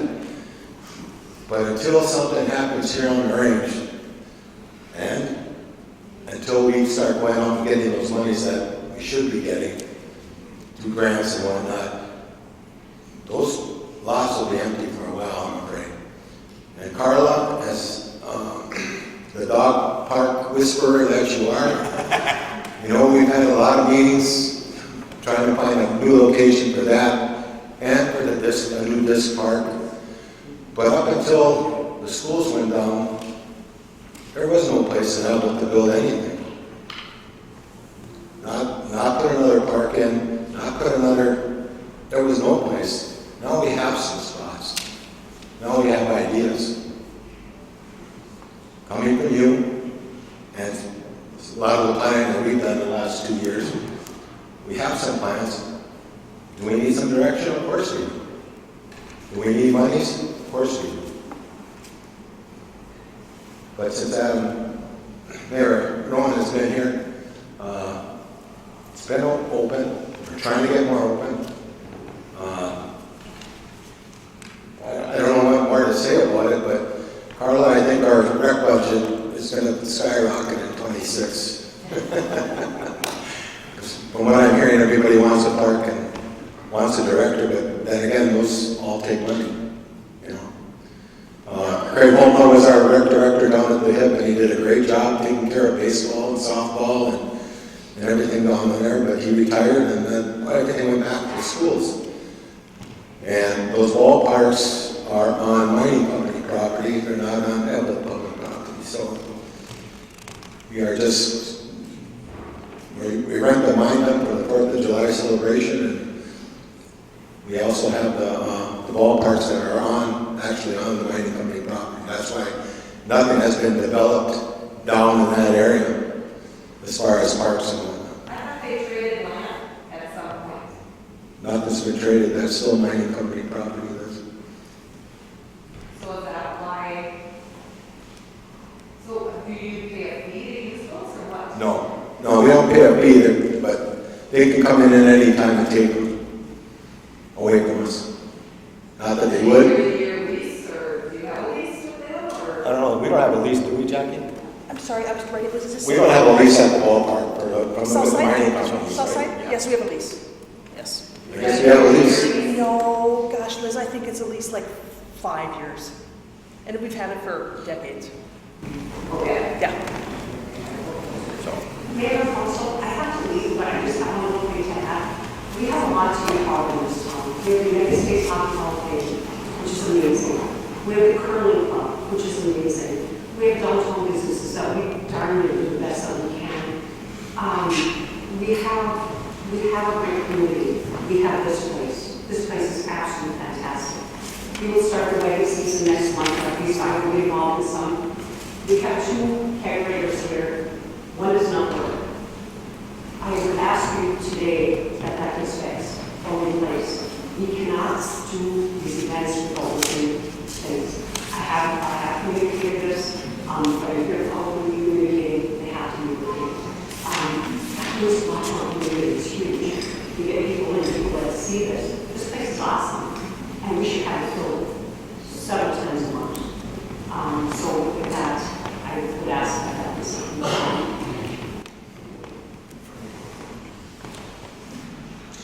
Thank you. And to the point of the ball fields, we have been really lucky. There's been family and friends that really taken care of that area for a really long time, making it beautiful as it is. And those are community members that are doing it. I won't speak out and say that I know for sure, but pretty much on their own time and out of their own pocket to make it great for all the kids. So I mean, our community is stepping up and doing a lot of things to make things work. And I don't ever want, people walk away and be like, wow, we just shunned our town, because examples like that are amazing. That those ball fields are as great as they are because of family and their friends taking the time over years to do it. Our airport doing what it did for years because people stood up and were a part of it for a long time, making it active and trying to bring people in, etc. So I don't want anybody to ever think like negative shun. This is still, hands down, I said it when I came in, the greatest city. The state, you can call it whatever it is, but it's the greatest city in the world, and that's why I'm here. Fire away. One idea I have for down by the ballparks, if we could get a trail on that south edge by the mine dump there for four-wheelers and snowmobiles to be able to access our town, and not just signage saying which streets you're allowed to ride on. And could bring some more business into our downtown area. If we bulldoze a trail, move that fence back up onto the mine dump a little further. So with that, Chief, because I do see four-wheelers and side-by-side showing up on Main Street for gatherings or what have you. Is the law pretty much stay off Vale Road? Are we directing a different way? There's a designated trail in town here for, we have a designated trail in town here for coming into town. I believe I forgot the Somerville Club is trying to put something behind Field Pond, kind of like maybe what you're talking about. I don't know where they're at on that. And they were talking about behind Soup right back there, some sort of a trail with the new business park going in back there. So I know they're working on a few things, and they've had a few meetings with our city staff here and whatnot, so. It's not Wasabi Trail, it's somebody else. Yeah, I don't know, it's just some sort of Somerville Club. Trailhawks. Trailhawks. Absolutely. And if we have large groups coming in town, which we do every summer, side-by-side, different clubs like that, we're doing fundraisers. we give them escorts in the town, we block off intersections, and they do, but on the roads. So we have a large group coming in town, they always call us, they're great to work with, and yeah, we do everything we can to accommodate them, absolutely.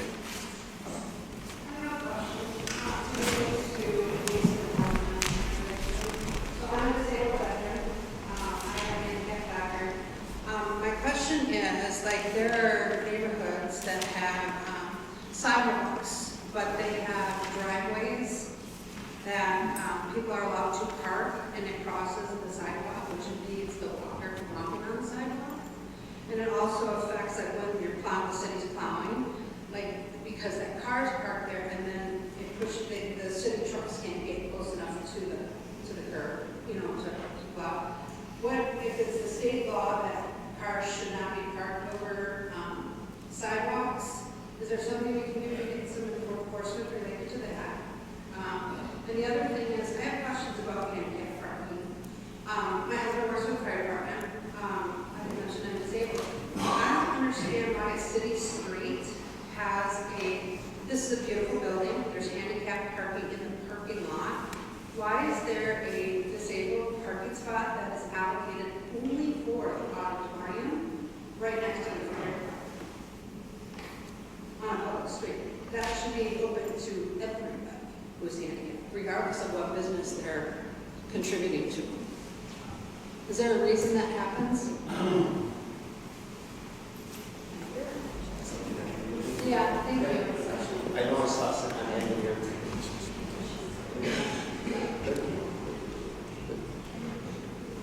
Yeah, absolutely.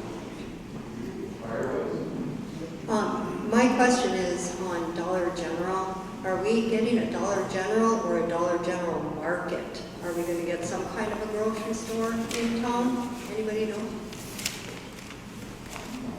It's up to you guys how liberal you want me to do with that answer. So the board's eyes roll backwards when I start talking about in a workshop. We'll start here. Well, we have a preliminary agreement with the corporation that owns Dollar General. And the latest information that we have, because we've expressed our sincere desire to have a Dollar General Market as opposed to a standard Dollar General store. And they could not tell us exactly whether or not at this time they would consider the market or not, but they will be, before we get further along in the agreement process, they will be specifying what store is actually going to go in there. But the Dollar General, we have a preliminary agreement to get that store in town. We're hoping that Dollar General Market comes to town.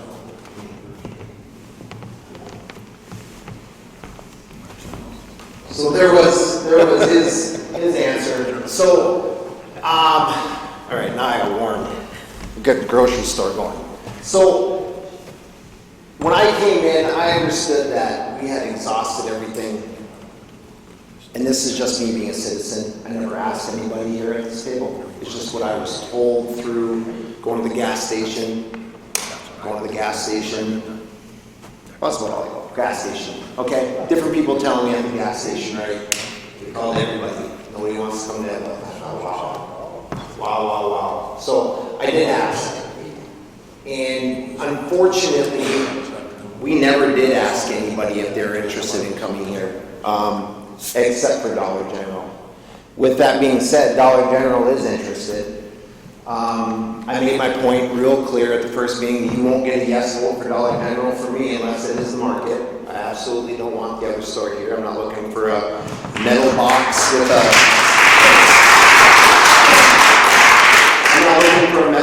a neon yellow sign on our main street. That's not who we are. That's not what Eveleth's trying to do. And when we're talking, the word revitalize sounds terrible because that's what Virginia uses. Very bluish of a word. But we are working on our main street. What's the word that you use, Brian? Revitalization. I don't know. No. Revitalization. We'll go with it. But we're revitalizing our main street as well. And to see a metal box at the end of the street right now. So Bob Streeter, who has been the one that's been helpful in creating all these ideas and everything we have going on there in town, came back with a bunch of pictures that showed us different ideas that Dollar General was willing to do.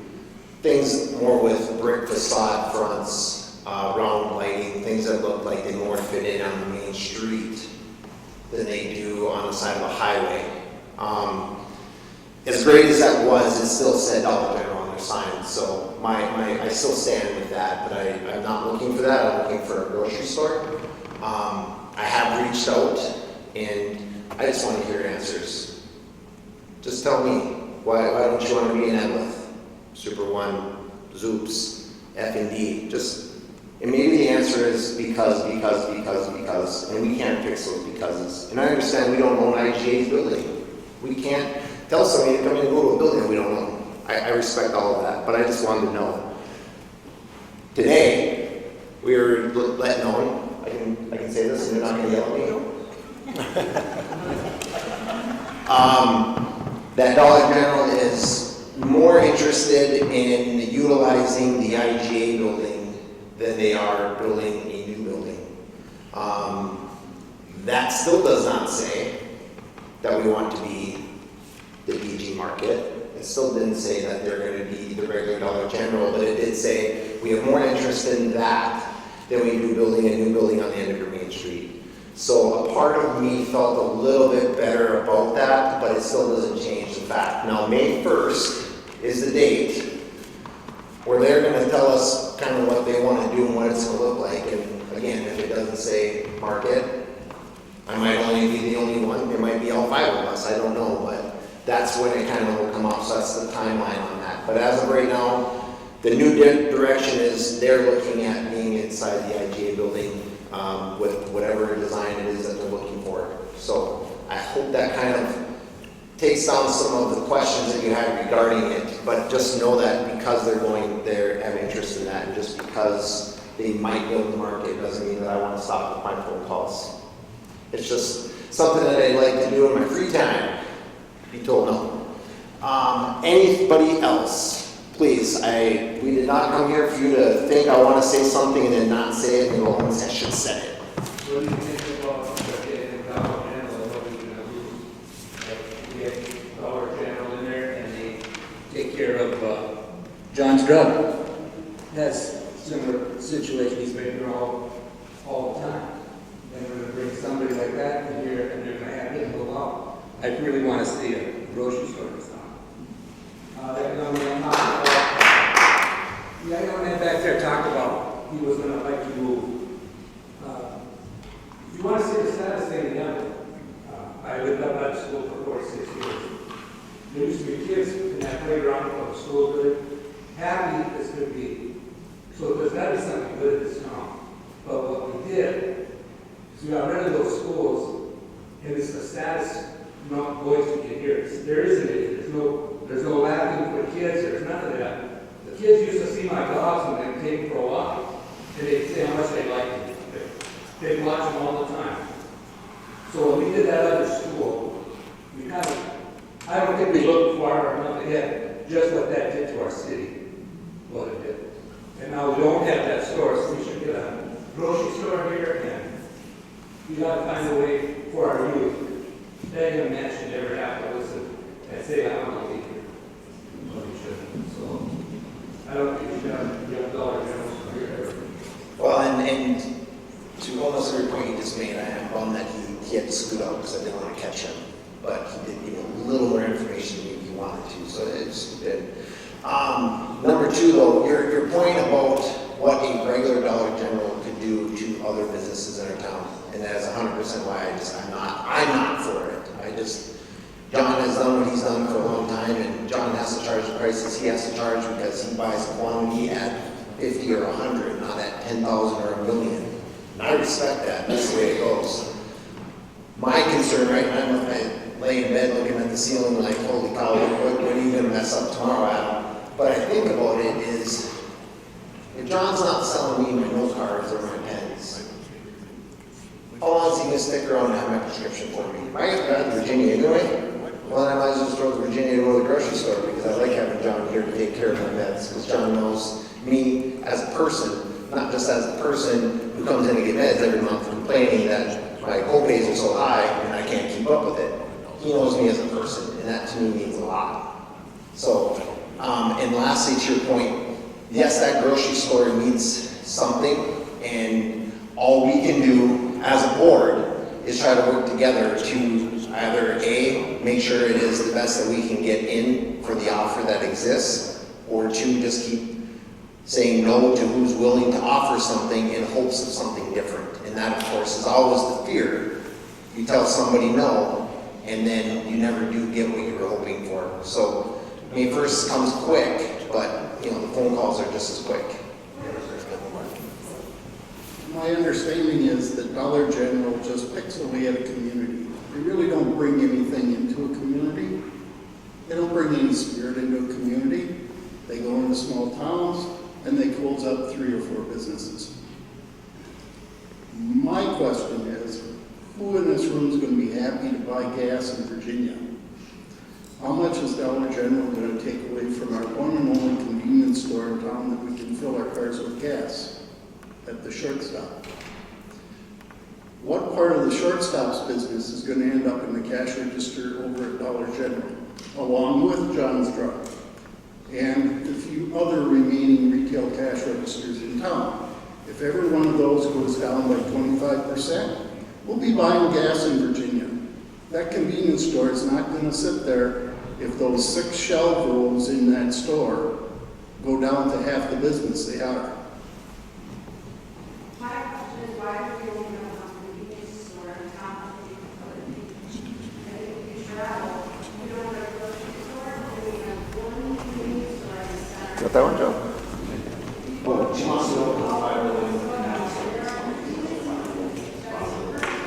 I'll give you a chat about that convenience store. We had one in town. We lost a few other ones. We're in the works with another one. But the only way you're going to get business in this town is support it. Somebody has to come in and spend $500,000 to put a building up.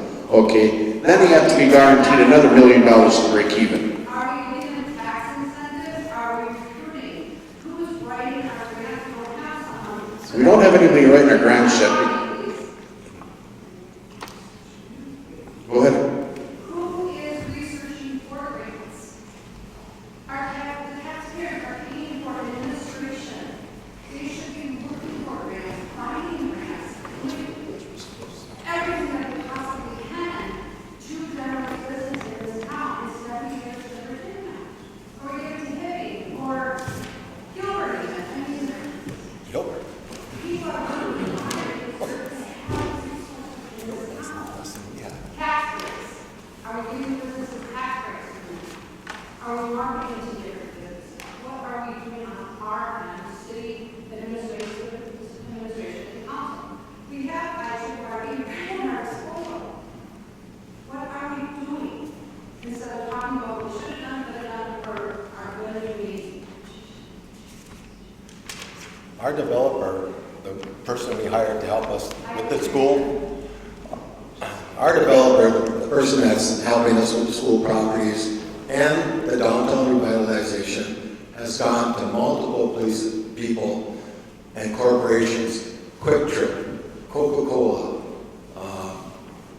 There was a couple other ones too that they've gone. He's reached out to these people, and everybody's come back that no, there isn't a site in Eveleth. Have you reached out to?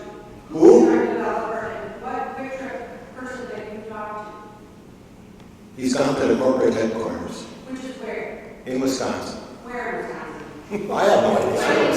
It's not, it's across. For one reason, you have to have a distribution center closer to their main corporation. They will not be to No, that's why.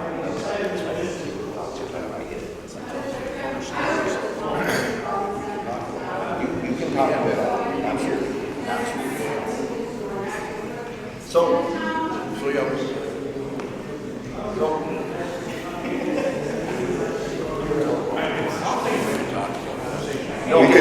We could talk a little bit about another service station coming to the city of Eveleth. At least we're hoping it's going to come to the city of Eveleth. You've probably seen on Highway 37 that cleared out area.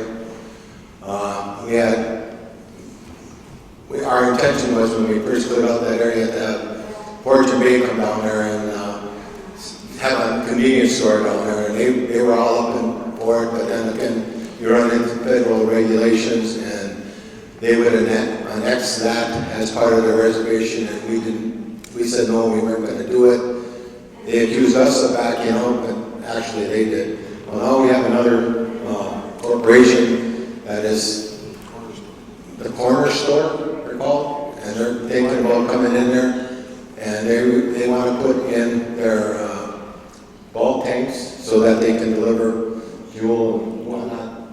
You'll be in with the guy from Gilbert. Yes, a little confusion on that. So the corner store would be working with Superior Fuel. Superior Fuel is based out of, right now we see him in Virginia, but he is looking to expand with his bulk tanks to get trucking in to move gasoline to expand his business, but he would also be willing to be the cornerstone, so to speak, the bulk gas supplier of a gas station if somebody wanted to come in and only have the convenience store aspect.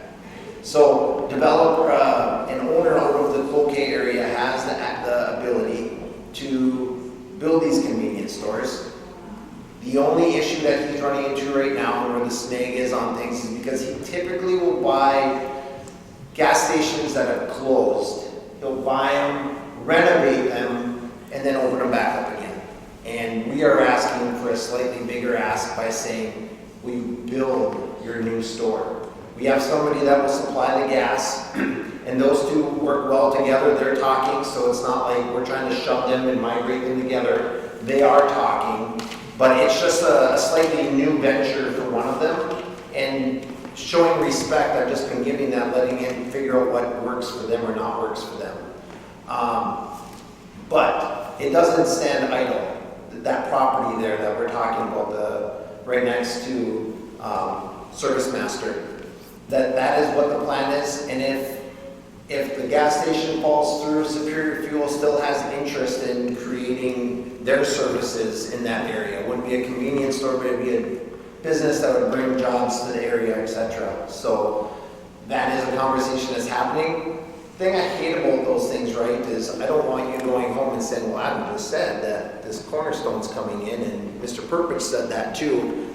It is 100% not that, but those are the conversations that are happening. I just don't want you to think that things are idle. We're not talking about them. We're not trying to figure them out, but that's where that one's at. We have somebody that will put fuel there tomorrow if we gave them the opportunity. We're trying to figure out the convenience store aspect of it as well. Anything else from up here? You're welcome to it. I'd just like to add for those folks that may not even be aware that in the next couple of years, that corridor from Station 44 all the way to Rock Ridge School is going to be opened up. The county is going to be putting a road back there. And that is going to alleviate a lot of problems for the people that want to get to the school via Highway 53. I would assume most of them are going to want to take the back road up there. So what that's doing, that's also opening up a lot of acreage back there that the city owns that we have not had access to previously. So one of the projects that the council has been working on, and we've secured a whole bunch of money towards developing, is the industrial park type area back there, preparing it to start when when they start putting the road in, so that we can put the infrastructure in at the same time, saving us quite a bit of money. But the ultimate goal is to provide a building-ready site of an industrial type, in an industrial park, to attract businesses. I know the RRRB is quite interested in that venture and have been willing to pony up about quite a bit of money to develop and get that project further along. So that the piece that we're talking about on Station 44 with the gas, potentially the gas station, potentially Superior Fuel, that's going to be a real good fit down there, because you're going to have a whole bunch of traffic in that area. once that industrial park is developed, or for that matter, once that road gets put in, it's going to be a pretty busy corridor. Correct, and to Councilor Willis's point, it's roughly 34 acres, correct? Jackie, is that what we learned today? Do you mean our business park? 34 acres is roughly what is going to be able to be developed between the wetlands and the area that the school decided they didn't know was a rocky shore there. But there's about 34 acres of land that we can develop on in the near future. You know, a while back, I heard that Super One was interested in the country store, IGO. That was when it first went, you know, down. Super One has 2 locations in Virginia. Both of them doing very well. Super One has one in Mowabic. It's doing fantastic. I don't know why Super One, have they been offered to come here, or have you offered anything for them? Because we got, how many people you said, 3,600 or something like that? Plus we got West Eveleth and Iron and everybody else. I think Super One doesn't seem like, you know, they can put up a store anywhere they want, and that wouldn't hurt any of our businesses that we have right now, as far as I'm concerned. So what I've done with Super One is, as far as I've taken it, and it's the honest truth, is I've made the phone call to a friend who knew the person I need to talk to. I got that phone number, I called that phone number, I left a message, generally stating, hey, this is who I am, this is what I want to chat about, and unfortunately I haven't received anything back as of yet, but it hasn't been a timeline yet that makes me get excited. As I want to show respect that if they're going to call me back, they probably want to have their ducks in order, not just start winging it. My name is Callie Carlson. I have a couple of little kids. I live right across the street here. We've talked a lot tonight about what we need in the community and what changes we'd like to see, and the things we need from the mayor and the things we need from the city council. I want to turn that question back to you guys and say, what do you need from us as a community? In what ways can we be supporting you and helping you to make the changes that you want to make? Thank you very much. One thing that I've chatted with most of the members about already, I say members, councilors about already, is, you know, is commissions the right thing to bring back? Do we just have boards where people get together like the rec board does? But the answer to that needs to be that we have to figure out exactly how we're going to get more of your information that you're looking for outside of these events, and this one won't wait 8 more months to happen again. But what we need to do is try to figure out what encourages you to want to play a part. Is it to have a commission, to be a part of our council meetings that we have now at 5:30? Is it to be that you want to be on a board that takes a role in something specific? A prime example is my father, who's not a firefighter, horribly asthmatic, used to leave all the time to go to his fire commission meetings. And I was so confused as a kid, like, really? What do you go there for? You don't know anything. You can't even run. You can't even breathe, right? He was like 38. But the point being is, he wasn't a firefighter, and he did have asthma, but he was a community member who cared about what was happening with the fire department, so he played a role in that. And those are the small things that I've just started talking to them about, like, what do we do? How do we bring that back? The biggest way of doing it is, once we decide how we want to bring that back, is by getting your support and being a part of it. Now, when we come back and we have another one of these, our goal is to hopefully, right, been able to tackle some of the things that you brought up and move forward with those. And you see that and you feel good. I'm glad that my voice was heard. There are some things that they're too big. We can't tackle them overnight. We can't tackle them in 3 months. But it's something that we can talk about. And her list is huge. And that makes me happy. That means that tonight was a success. Because if she had half of a page, that means that we're doing everything perfect. You're happy with everything that's going on. And we're going, wow, look at us. But we kind of knew from the beginning that you had a voice and you wanted to give it to us. So that's exactly why when we started talking about there wasn't one council member that even was like, I don't know about that. every person, we need to do it, we need to do it sooner than later. So here's the sooner part. Now my question for you is, if we're doing this, and we can't come back next week, Mr. Purpich is busy, but, but how often are we looking for this? How often, are we quarterly? Is that too much? Is that too little? I mean, now you don't need the microphone, just tell me a timeline so I can try to hear it, so we can try to talk about it.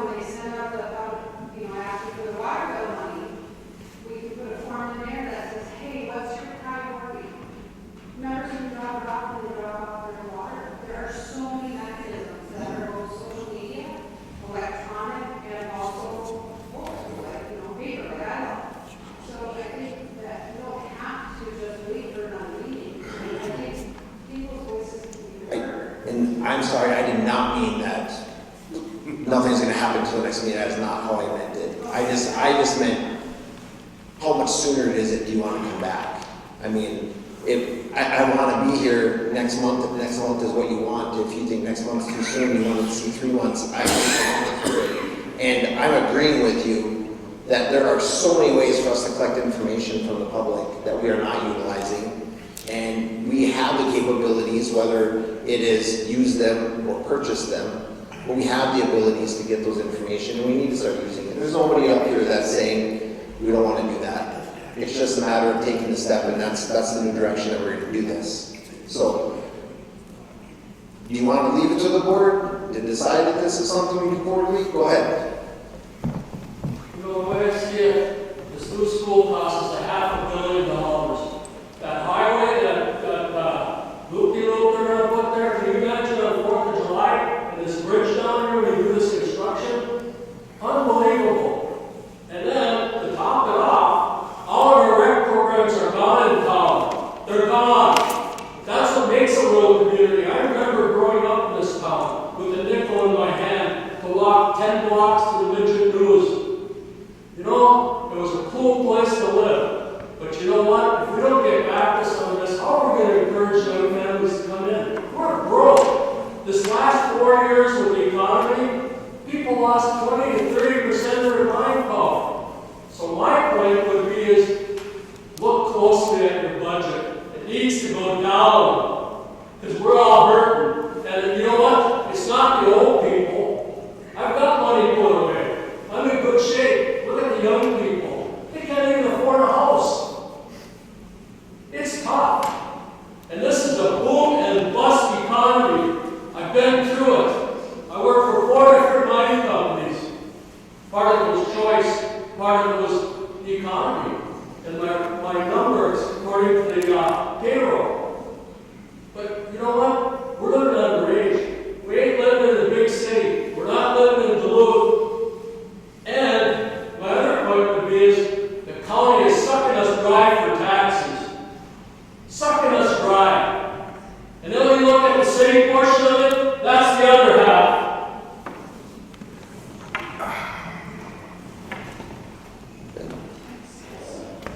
I don't know how to address all your issues.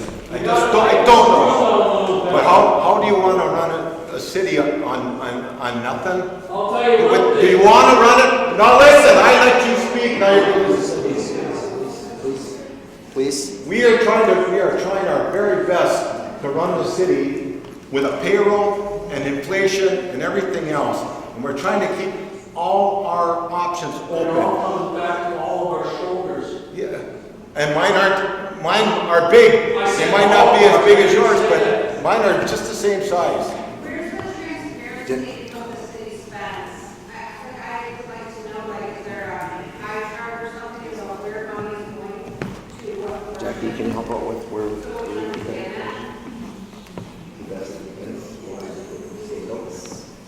So you're asking if we have like a pie chart that maybe breaks down expenditures and revenue, am I correct?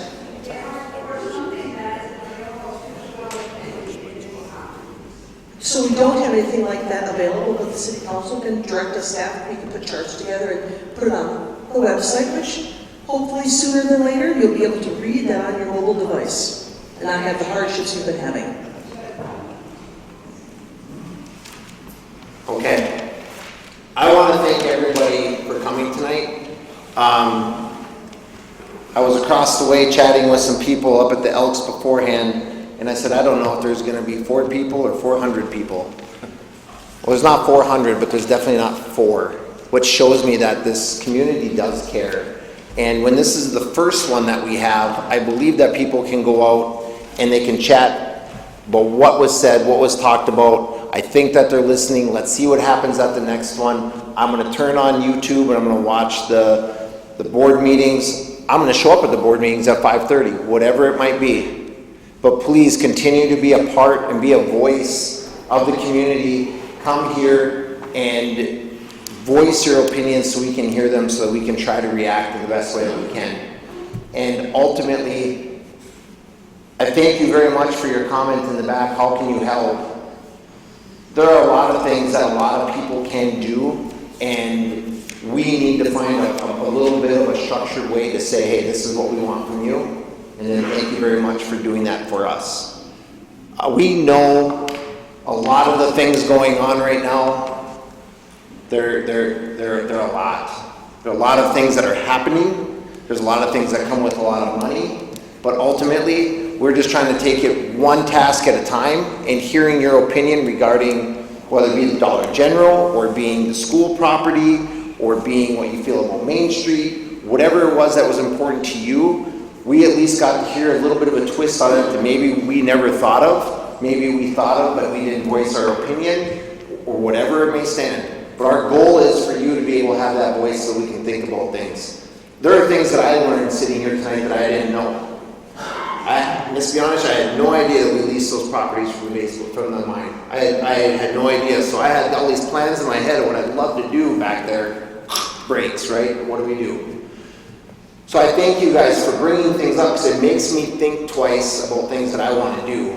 And it allows me to work with Miss Ward, who is encouraged to help get that direction. Polly Sorkin, I didn't mean to even say anything, but I just had a thought that I have expressed in years past. I think the city of Eveleth and the school district Rockridge, we need to work more collaboratively together, other than just buying and selling land and buildings to each other.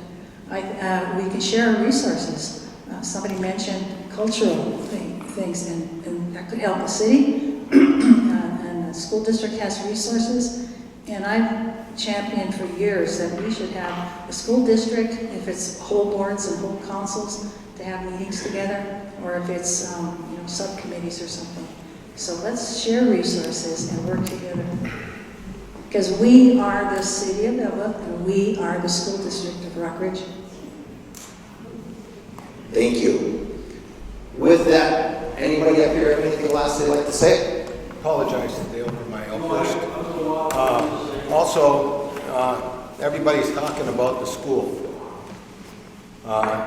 We had an opportunity to vote yea or nay on the school. And my biggest pet peeve, it was one of the coldest fall days that we had. It was raining. The line, we had one polling place in Eveleth. It was out the door to the fire hall, people waiting in to get the vote. And I know some of the older people didn't want to vote, so they left and didn't come back. We lost the election, we lost our schools. And we're on the hook for that now. We are on the hook for that. Could those buildings have been salvaged? A lot more than what was paid, And through all this time, there was only one voice, as far as I'm concerned, from the city of Eveleth. One voice up at that school, and it was that lady right there, Polly Sorkin. She questioned monetarily what was going on at the school. She questioned, did we need this? All she wanted to be was heard. And I think she was speaking for a lot of us here. Election's coming up, people. You you're back on that board.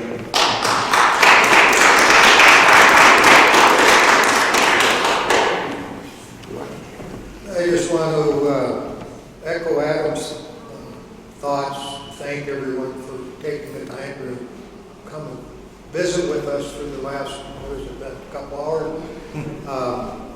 Very insightful to us.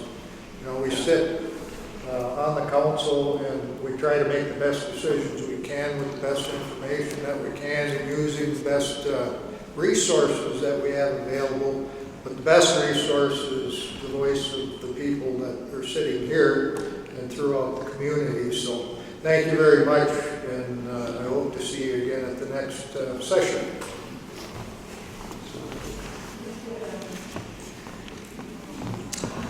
As you may have noticed, I haven't said a lot tonight, but I'd like to get a lot of information collected, process it.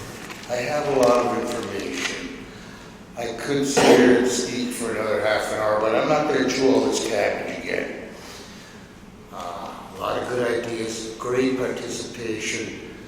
We need to keep the ball rolling. There are things I learned tonight also, Adam. And I've been here, I'm going 7th year, that I didn't know that I thought were going on.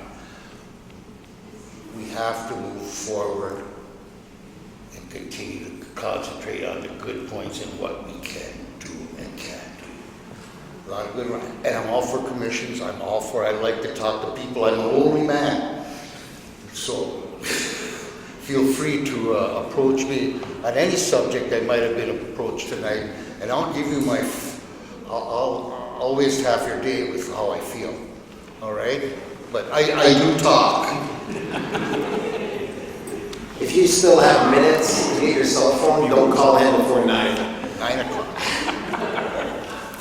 You guys are good here? Wonderful. I want to thank everybody here for coming. I want to thank council members for their time, Jackie and Chief for their time. We will put together a plan with how often this happens. Change the structure up maybe a little bit to try to help out, whatever it may be, but we'll now chat about it, seeing what you're looking for, knowing what we wanted, and go from there.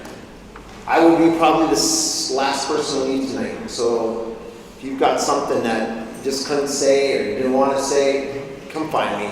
I'm not going to go anywhere if you've got something you want to talk about. I said it when I walked around, we're not going to forget about our past, we're going to worry about today, and we're going to take care of our future. Okay? Those are the things that we're going to do in Eveleth. We're going to continue to go that way. We're not going to forget about where we came from. Those are important to all of us. What's happening today, we need to worry about. We need to take care of it, and then we're going to worry. Then our future will come where we need to be. So, thank you again for coming. Safe travels home, and we will get it out there ASAP when the next one will be. Thank you.